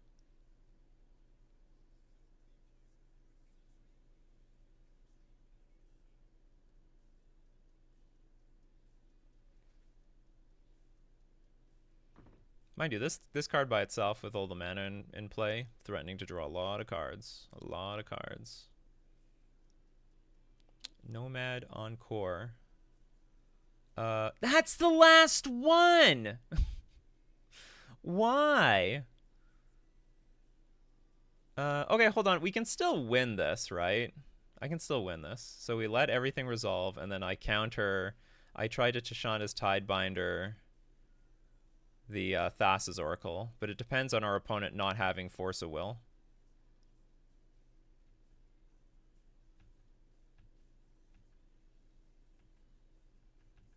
If they have Force of Will, we lose. Which again, I made. I mean, technically, I should win. I should say, not technically. Spiritually, I should win this match. But I didn't leave my Cavernous Souls up. Do they have Force of Will in the deck? Okay, yeah, they do have 1, 2. Well, I mean, they'll probably show us if they have Force of Will. 2 Dazes would work too. 1, 2. Please show me the other Force of Will. I don't see it. 1, 2, 3. I only see 3. I only see 3, chat. Oh, I see a 4th one. Thank God. Okay, maybe we got it. Maybe we got it.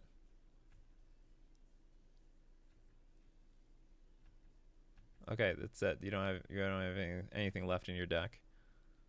How much counter magic is there?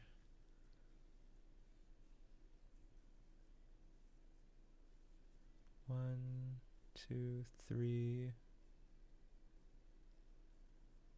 Okay, I think I can't. Yeah, I count 4 Force of Wills.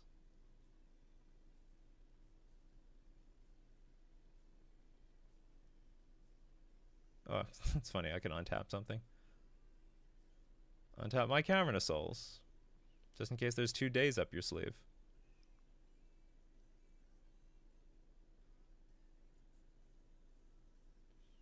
I'm going to spiritually untap my Cavernous Souls. Retroactively.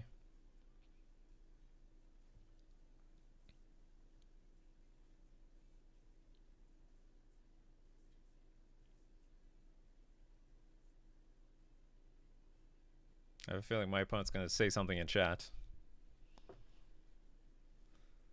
I guess I'm not going to say anything. I'm just going to feel the great sadness. I'm going to swords to my... Swords! The Mirror Regery. Got to get something out of this game. I figured they had a bunch of removal. They just didn't want to waste it on a Silvergill Adept.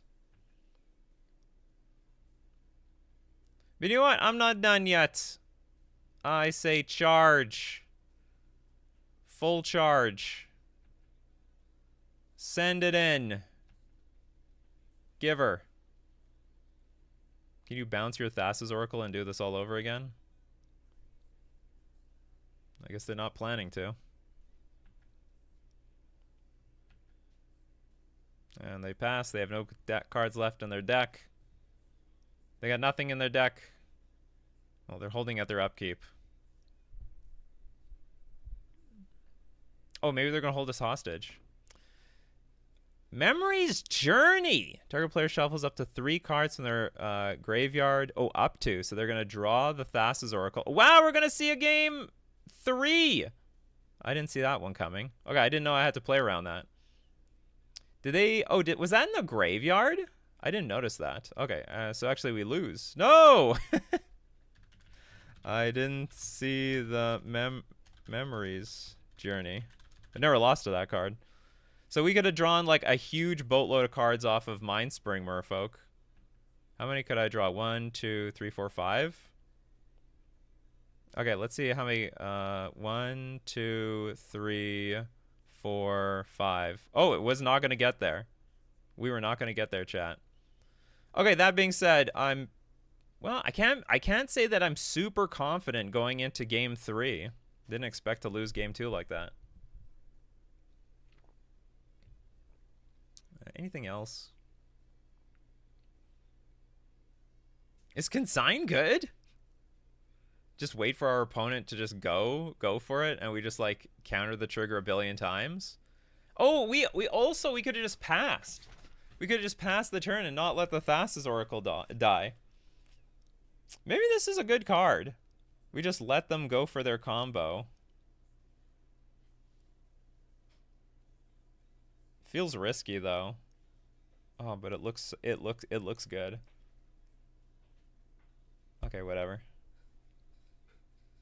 Did they show a single prismatic ending? Like, can they beat a single Grafdigger's Cage? I don't know if I saw anything.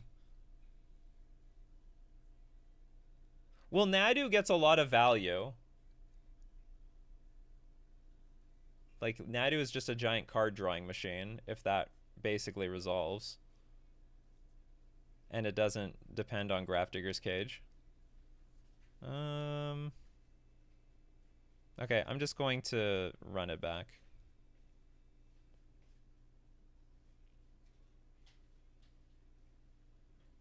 Okay, so the correct line was to just pass.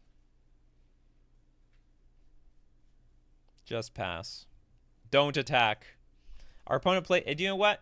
Our opponent played to their outs. And they got there.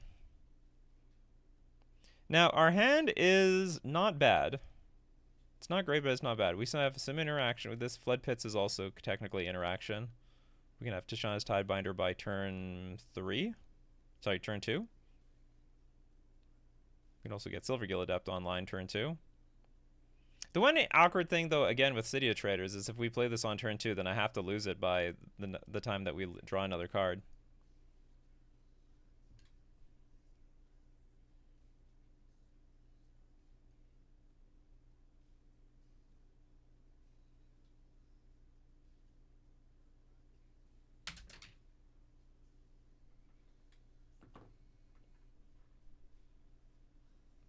They apparently mulligan to 6.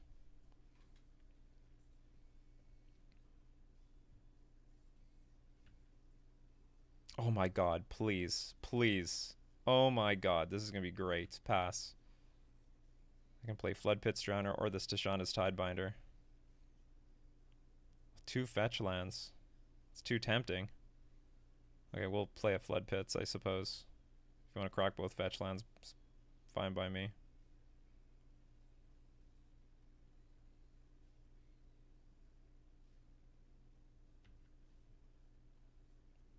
They're letting us untap with our lands again. Ancient Tomb.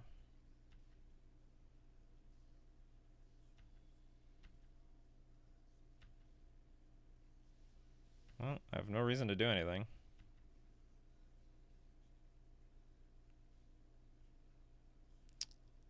Okay, I'll attempt to Stone Rain you. We might have a fight over this.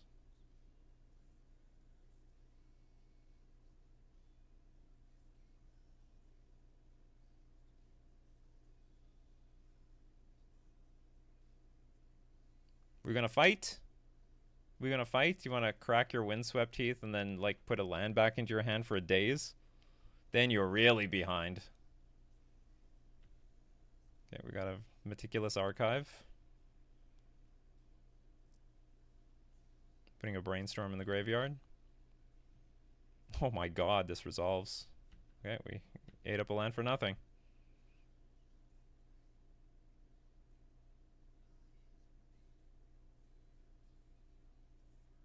Got a little bit of a clock in play, too. We got a little bit of a clock. Sure, we can let that brainstorm resolve. You gotta do it under our hull breacher. Gotta get that thing in under the hull breacher. Another Force of Will is not too bad. Okay, we'll attack for 5, and then I'll play a Silvergill Adept.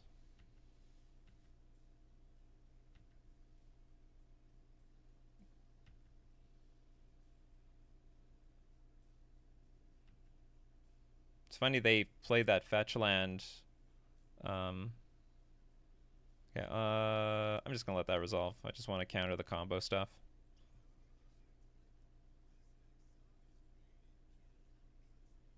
I'll show another Silvergill Adept, just in case we draw another blue source. I'll probably play it. Yeah. Pay 2 life, sure. Lose that one. This might get hit by days. Does not. Tishana's Tidebinder is a great draw. Now, one problem is because I'm tapped down, we can't... Oh, Wizard. Nadu's gonna come. Okay, here's Nadu, uncounterable.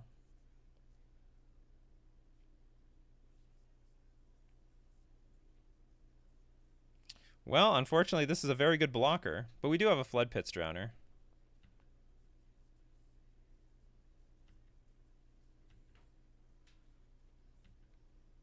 Also, outside of Riders on Core... Ugh, that card's annoying. Outside of Riders on Core, we can interact with Nadu with Tishana's Tidebinder. Let's take some damage, I suppose.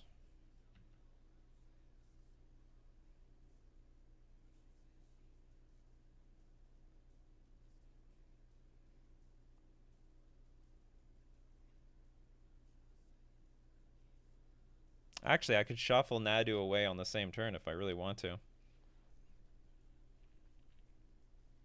Opponent decides, you know what? We gotta force this thing. Well, you know what? I'm gonna force your thing too. I agree. This is a good card. Trigger Nadu. Hopefully it doesn't find a land. Found a prismatic ending. What does that mean? It goes into the hand?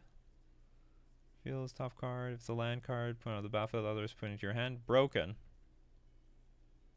Well, I guess I could just leave it there.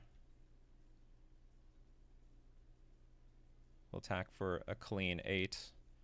Ooh, this is interesting. I can hardcast a Force of Will if I really need to. I can hardcast Force of Will and also activate Flood Pits Drowner if I wanted to. Nah, we'll just attack for 8 and make our opponent deal with what we got here. This is a pretty healthy board here. They have to spend 2 mana to Prismatic Ending anything here.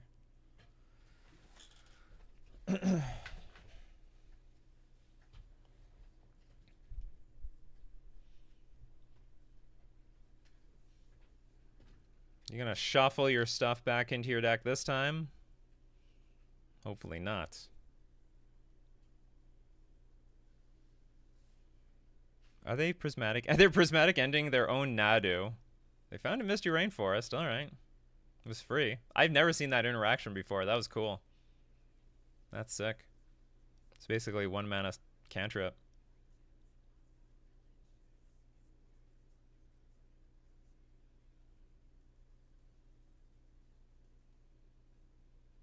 Okay, that is 1 less removal spell that they have.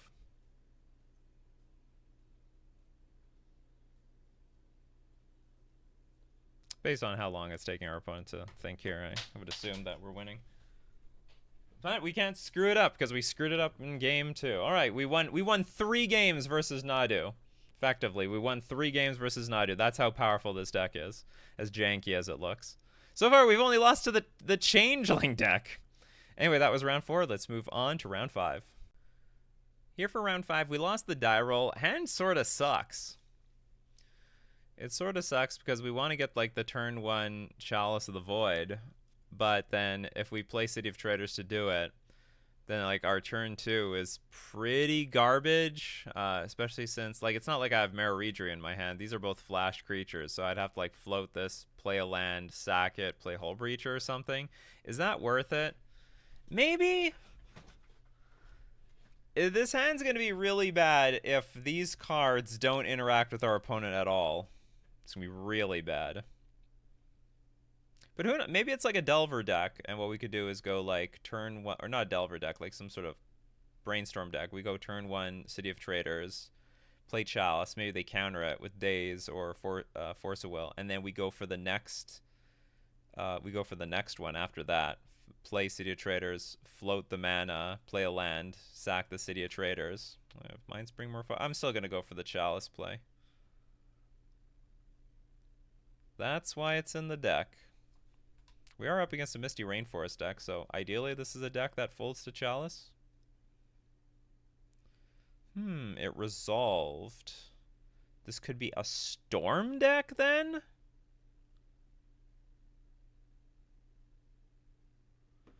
Well, what if we do this? How about that? So it also could be Storm. And if it's Storm, then you want to get the other Chalice out to really screw with them. And like it's useless in our hand anyway, unless our opponent can deal with the first Chalice. Let's just hope that this wrecked our opponent somehow. It is an island deck for sure. It is... okay, it's some sort of Reanimator deck. Do they have Reanimates for 2 mana? I think these are still going to play well, all things considered. Okay, Animate Dead, that's fine. We've got Flood Pits Drowner, of course. So, okay, how are we going to go? I guess we're just going to play Hull Breacher, let them attack, then we Flood Pits on the future?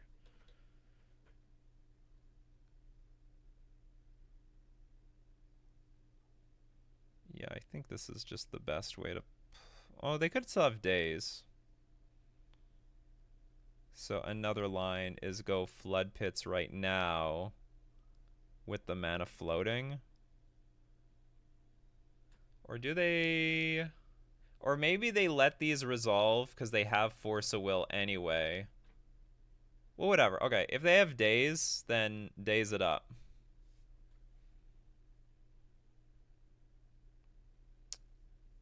Let's play this in response. Oh, okay. It just completely resolved. Our opponent is F6ing. No Daze, no nothing. Oh, it's important to note this Mindspring Merfolk is dead because of our Chalice on 1.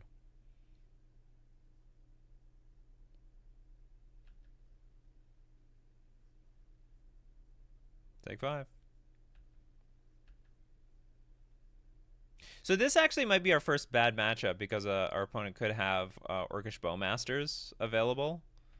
And if they have Bowmasters, it's not great. Not great for us at all. Our entire deck is weak to Bowmasters.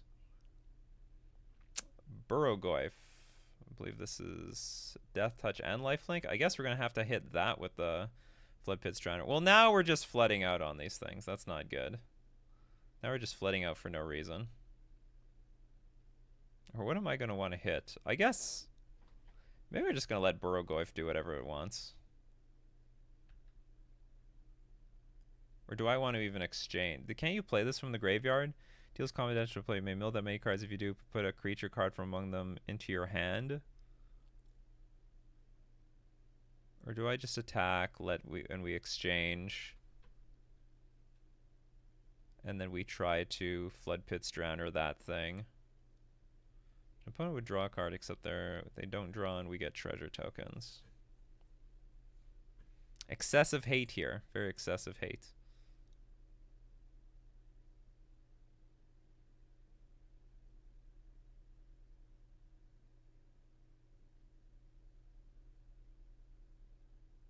Okay, I'm going to attack. If you want to trade, trade. Okay, no trade. And it's a Goyf, right? Yeah, there's just lands so far.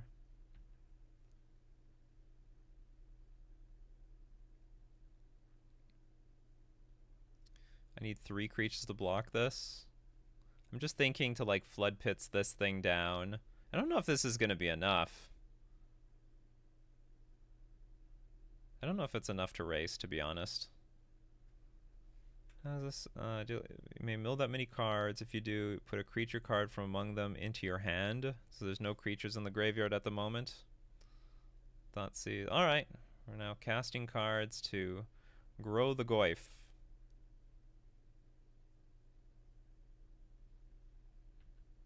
Yeah, okay. I'll Flood Pits Drowner the Burrow Goyf and try to race this troll.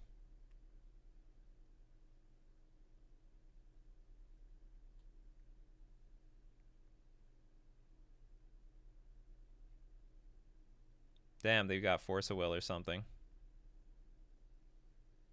Oh, no, or not. Okay, I will deal with the troll and try to... Sorry, deal with the Goyf, because the Goyf gains life and his potential card advantage. So you attack me for 5, I attack you back for 5, or more, because I've got the Hex Catcher.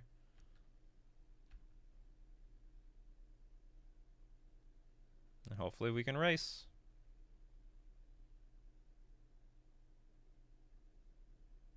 Opponent's just going to throw a bunch of cards away into a Chalice of the Void. So this, it's sort of working. Sure. Downside is they didn't lose 2 life. 2 more cards.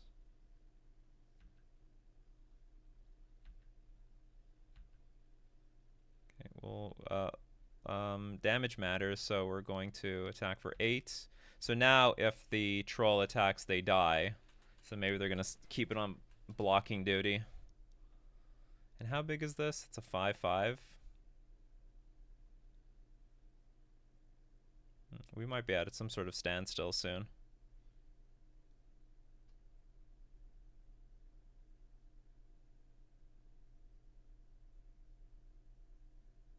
Now, if I play Chalice on 2, are they completely locked out of the game?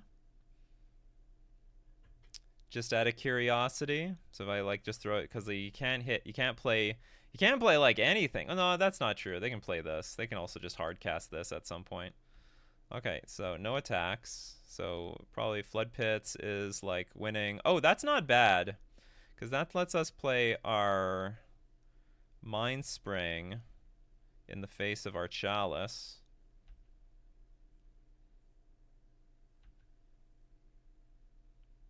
And I would say I do not want to attack into any of this crap. Or what happens if I attack? You block the largest thing, you take 4. It's not worth it. Just pass.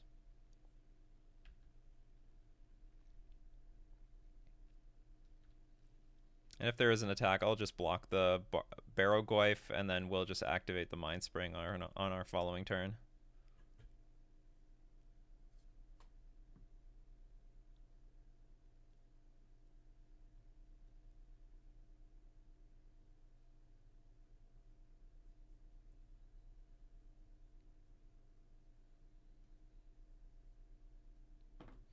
How big is this? It's only a 2/3. Not very big. I can easily just block with the Hull Breacher. Maybe the Flood Pits Drowner. This thing's technically a little bit bigger.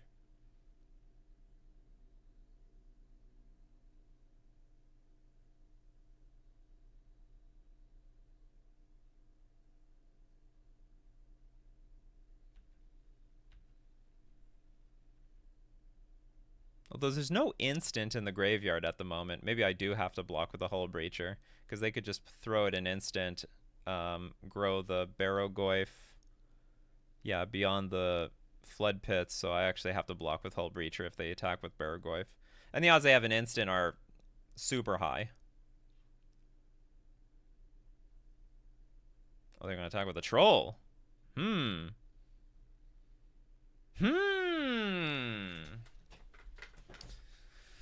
If I want to block, I have to block with 3 creatures. Maybe I'm just going to let that happen.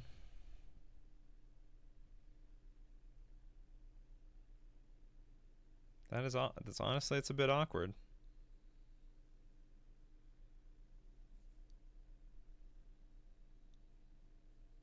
Okay. It's going to happen.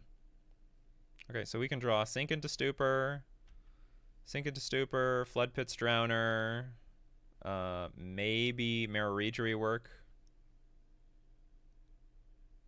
What are we going to draw here? Silvergill Adept. That is not good.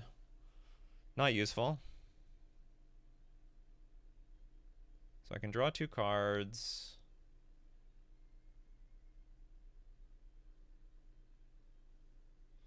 Buff everything up by a good chunk. So this is attacking for what, 5? So they could kill off this. They could kill 2 creatures here.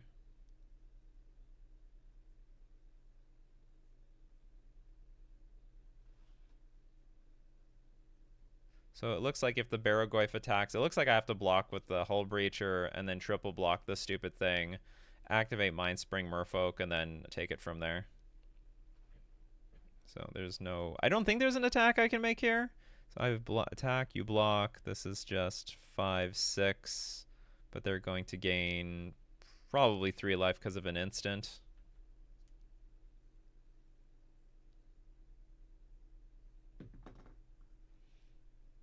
Remember, you can do this at instant speed.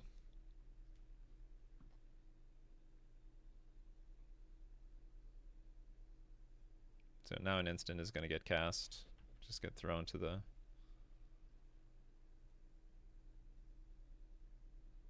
thrown away, basically.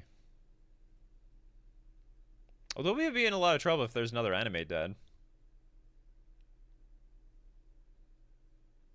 And I kept my Chalice of the Void in my hand.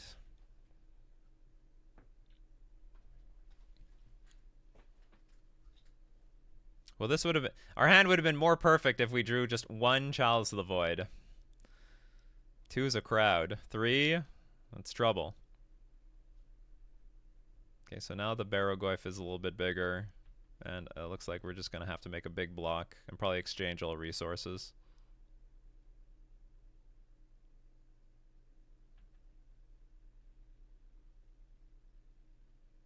Oh, wait a minute. Hold on. Things can change a little bit. Because this is going to get pumped up. Because we now have the Mind Spring out. So maybe we can block here. And this is going to be a little bit chunkier. So not all our creatures are going to die to this big gang block over here. Right? Yeah, okay. So that's going to be the block.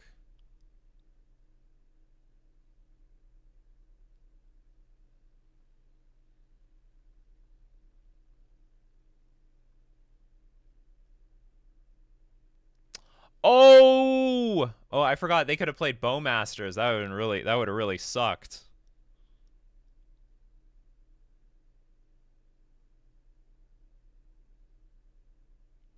Oh, are they going to like cycle a creature in the graveyard to grow this thing? There's no creature in the graveyard. Maybe I had to block the Hull Breacher. This is tough. This is like a greedy block or attack. Oh, the way they ordered the creatures, this is going to die.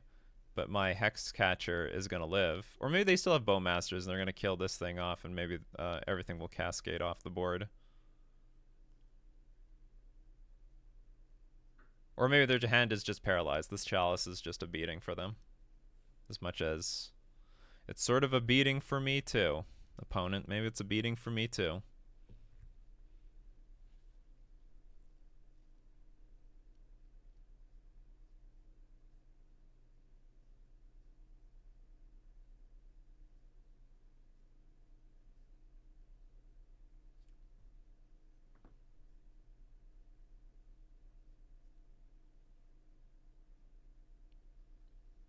Oh, I lost everything anyway. Oh, wait a minute. We don't order blockers anymore. I forgot about that. That's like an old rule. We order on damage.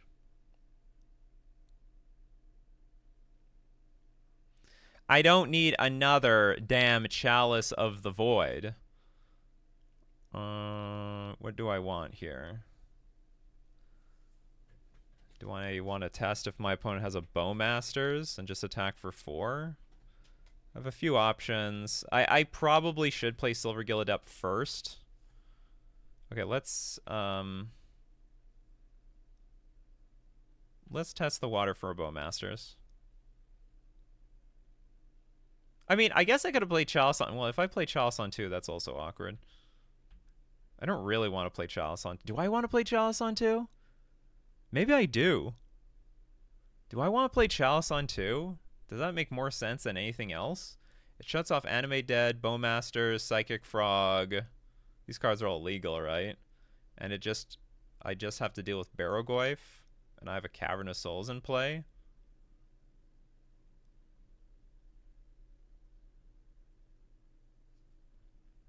Okay, do you have Daze or Force of Will?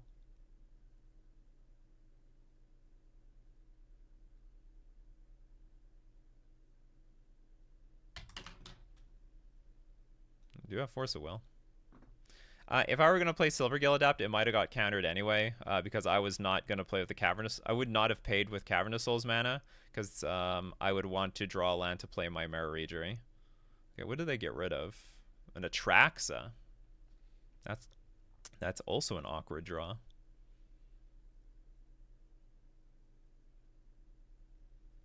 Okay, the troll is going to go get another swamp. Gonna start hard casting some stuff soon. Enter city sewers. Finds or does not find. Ooh, they found something interesting. Kept it on top. All right. Well, now I can cast both these cards. Do you know what? Okay, let's attack for 4 again.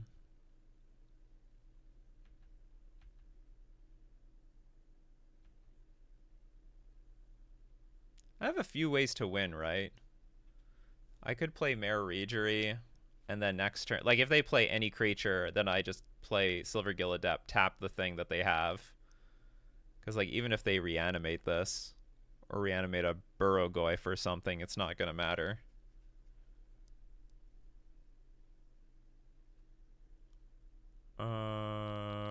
Let's say they play Barrogoyf. Yeah, I have like a funny position here. I don't think there's any removal spells for 1 or 2 mana or more. So let's play...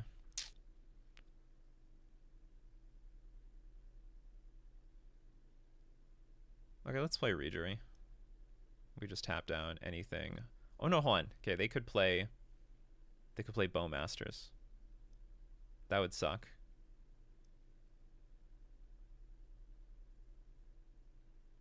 Let's play another Chalice on 2. Aha! So now it's only 3 drops or bust. And even if there is a 3-drop, we can spew the board with like Regery and Silvergill Adept. Oh, could they steal one of my creatures too? No, they can't steal. There's no reanimation or anything like that.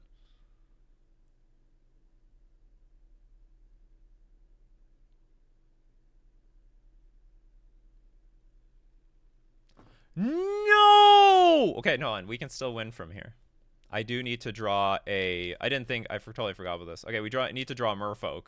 Like, really bad. Or Sink. Merfolk or Sink. Okay, that's a Merfolk. Okay, we're going to start off with our Mirror Regery. That's uncounterable.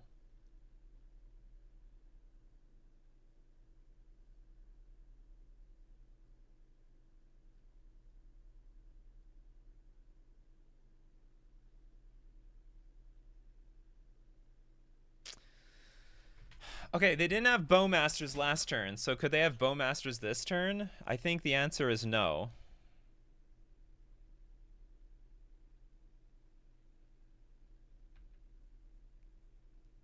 Because otherwise I could pass the turn, tap this thing down. Well, if they have Bowmasters, it probably kills me anyway, because they'll put 2 bodies on the battlefield. Oh no, Bowmasters doesn't kill me. I have Chalice on 2. Sorry, this is like this fifth round is like a day later. The power of Merigery. So you don't get that out of Lord of Atlantis.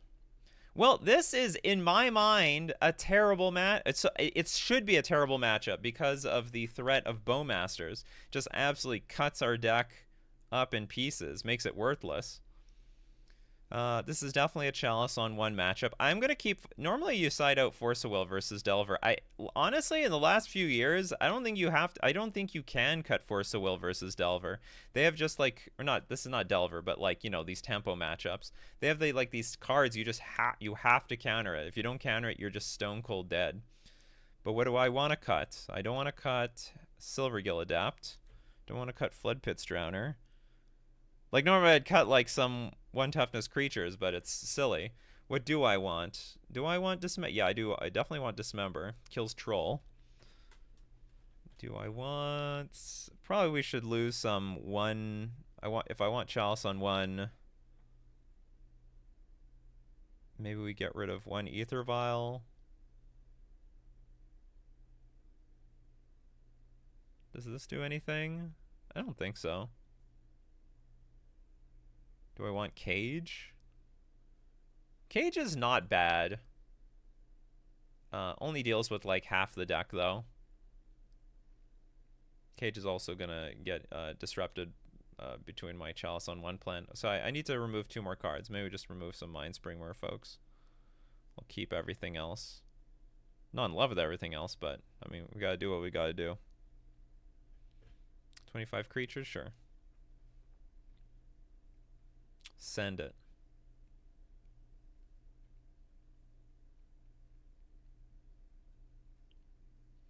They have a lot of basic lands, so the Wasteland plan just sort of sucks.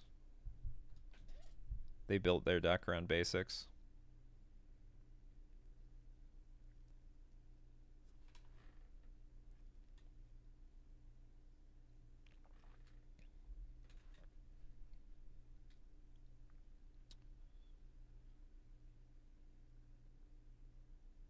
I just took notice. Our opponent's called Island Ponder Scoop. Excellent name. This hand looks strong. If we get to play Merigery and it sticks, it's like GG for our opponent.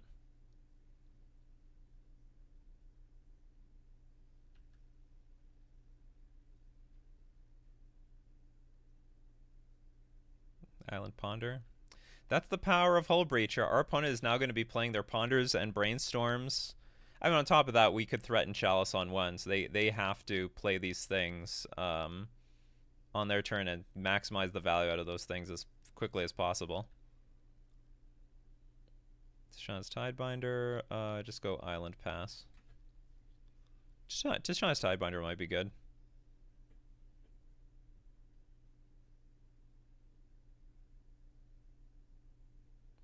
They chose not to use Ponder's ability, so they didn't shuffle. They kept all the cards on top.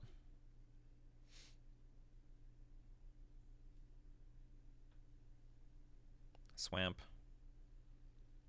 So that's why I didn't bring in Wasteland. I did not bring in that Wasteland. Ooh, Cavern of Souls. We'll just go Ancient Tomb and pass. Maybe we'll play Tishana's Tidebinder. Maybe we won't.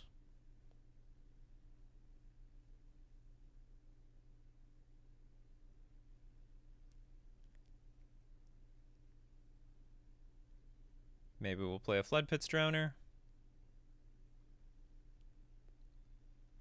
Damn, I wish we had Hull Breacher here. Yeah,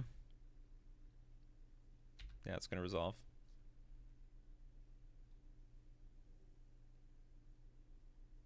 You know, in retrospect, maybe I should just tapped out for this Regery last turn. Like, they had black up, but like that can't... I guess just Snuff Out King... I don't know if they even play Snuff Out, but Fatal Push couldn't kill my Merigery that turn.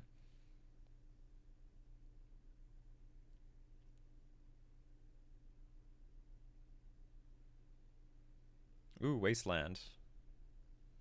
Well, let's try to protect our Ancient Tomb. Might as well try. We will fight over this if they go Daze.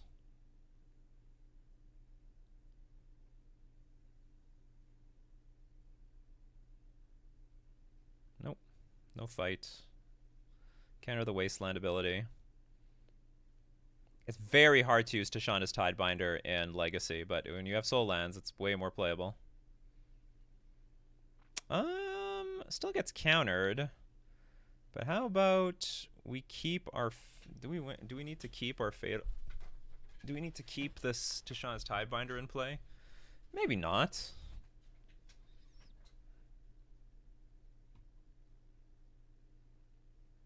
is a pretty good exchange. And then we just force a will the one big threat that they play. But on the other hand, we're ahead on the board by quite a bit. So if we force, say, pitch Flood Pits, play Mirror Regery next turn, attack for 4, is that worth it? I don't think they have Days. They would have played Days. Pretty sure they would have played Days. Is there anything I have to be afraid of? The only thing scary is if they go, like, dump Atraxa, reanimate. It's the only thing I can be scared of. City of Traders. Could be good, could be not. Okay, let's buff up our Tashanda's Tidebinder. Next turn we can play Regery, untap something, and then Flood Pits Drowner will go ham, basically.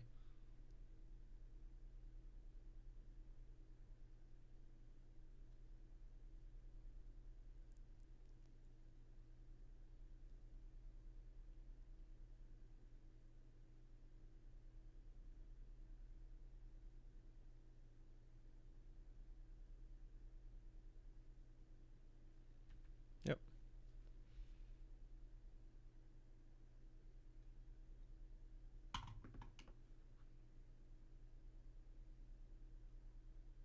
They shuffled their deck. That's a good sign for us. They didn't find anything that they're looking for. They have a random card. There's a fetch land. They got Revolt is potentially on the line. They could revolt me.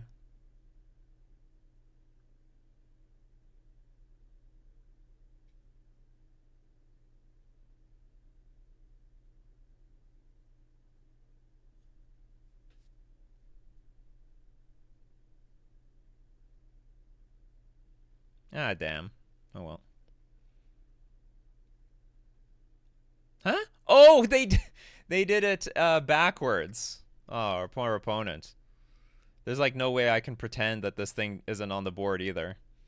Well, we're going to make things worse before they get better.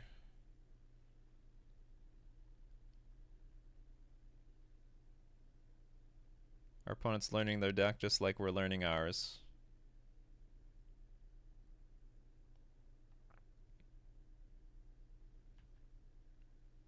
Like, is it gonna die now? Oh no. Okay, the Undercity Sewers is gonna happen. They kept a card on top.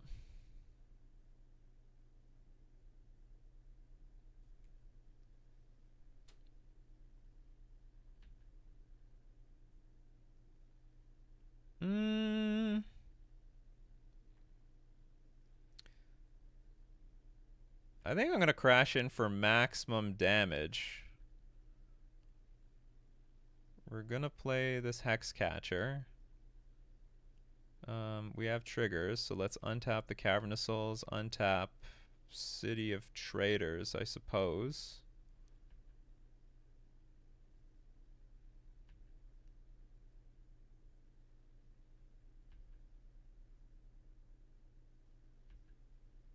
And I don't see how we can lose here. And then we're going to upkeep, play Flood Pits Drowner, and just tap down the black sources.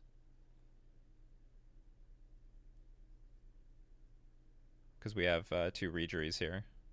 And like between, like, I don't know, having 2 mana and having Hexcatcher on the battlefield, like I just don't know what they can do. Baragorf costs like 3 mana.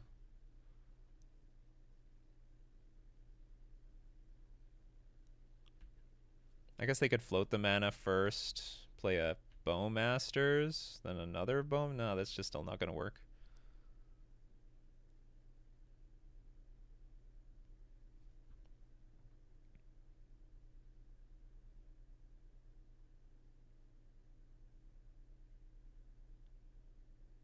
Would be a little bit more interesting game if this Reejerey died, because we still have a pretty good hand. We would play Reejerey, attack for a good chunk of damage, and then like with one Reejerey and Tishana's Tidebinder, we deploy like Hexcatcher and Floodpit's Drowner at the end of our opponent's turn, off of our like island and Ancient Tomb mana. Our opponent would be at 8 life. I think we're still ahead, but, you know, you never know.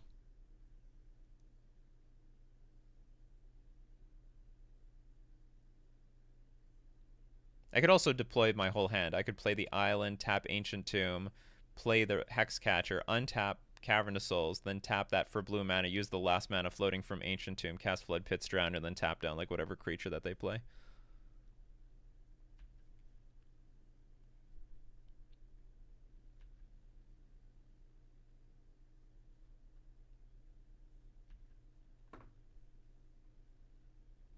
Alright, good luck. The only thing that's not counterable are creatures. Everything else is counterable.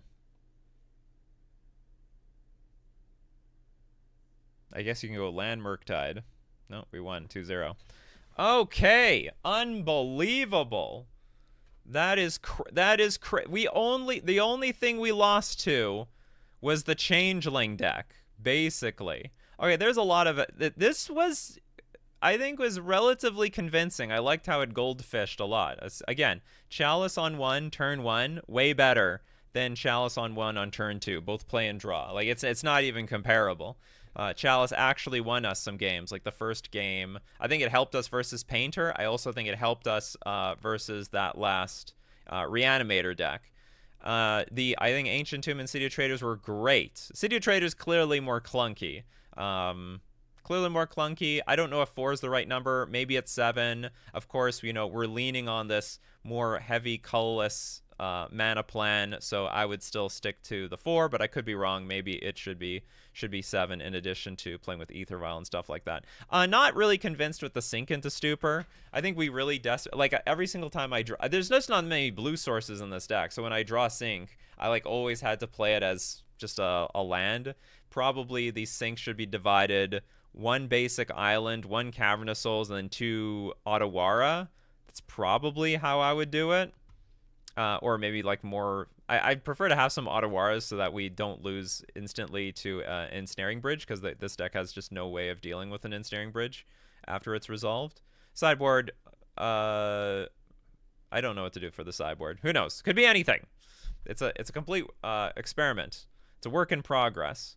But it's like playing with City of Traders and Ancient Tomb, it's like playing with Moxen, as far as I'm concerned. This is like the Mox. This should be, I guess this should be the Soul Ring of Merfolk. These are like the Moxen of Merfolk. It's the Moxen for a lot of other decks, and I'm glad that it was able, like off of 3 lands, we can deploy very consistently 4 mana's worth or more of cards. And it makes Tishana's Tidebinder way better. Makes Mirror Reejerey playable. Mirror Reejerey was like a bomb in this entire league. Hull Breacher, I don't know. I mean, it's a card that's easier to cast off of the soul cards. Didn't really have like really good playability in this league. It was played. It's a 3-power creature for 3 mana.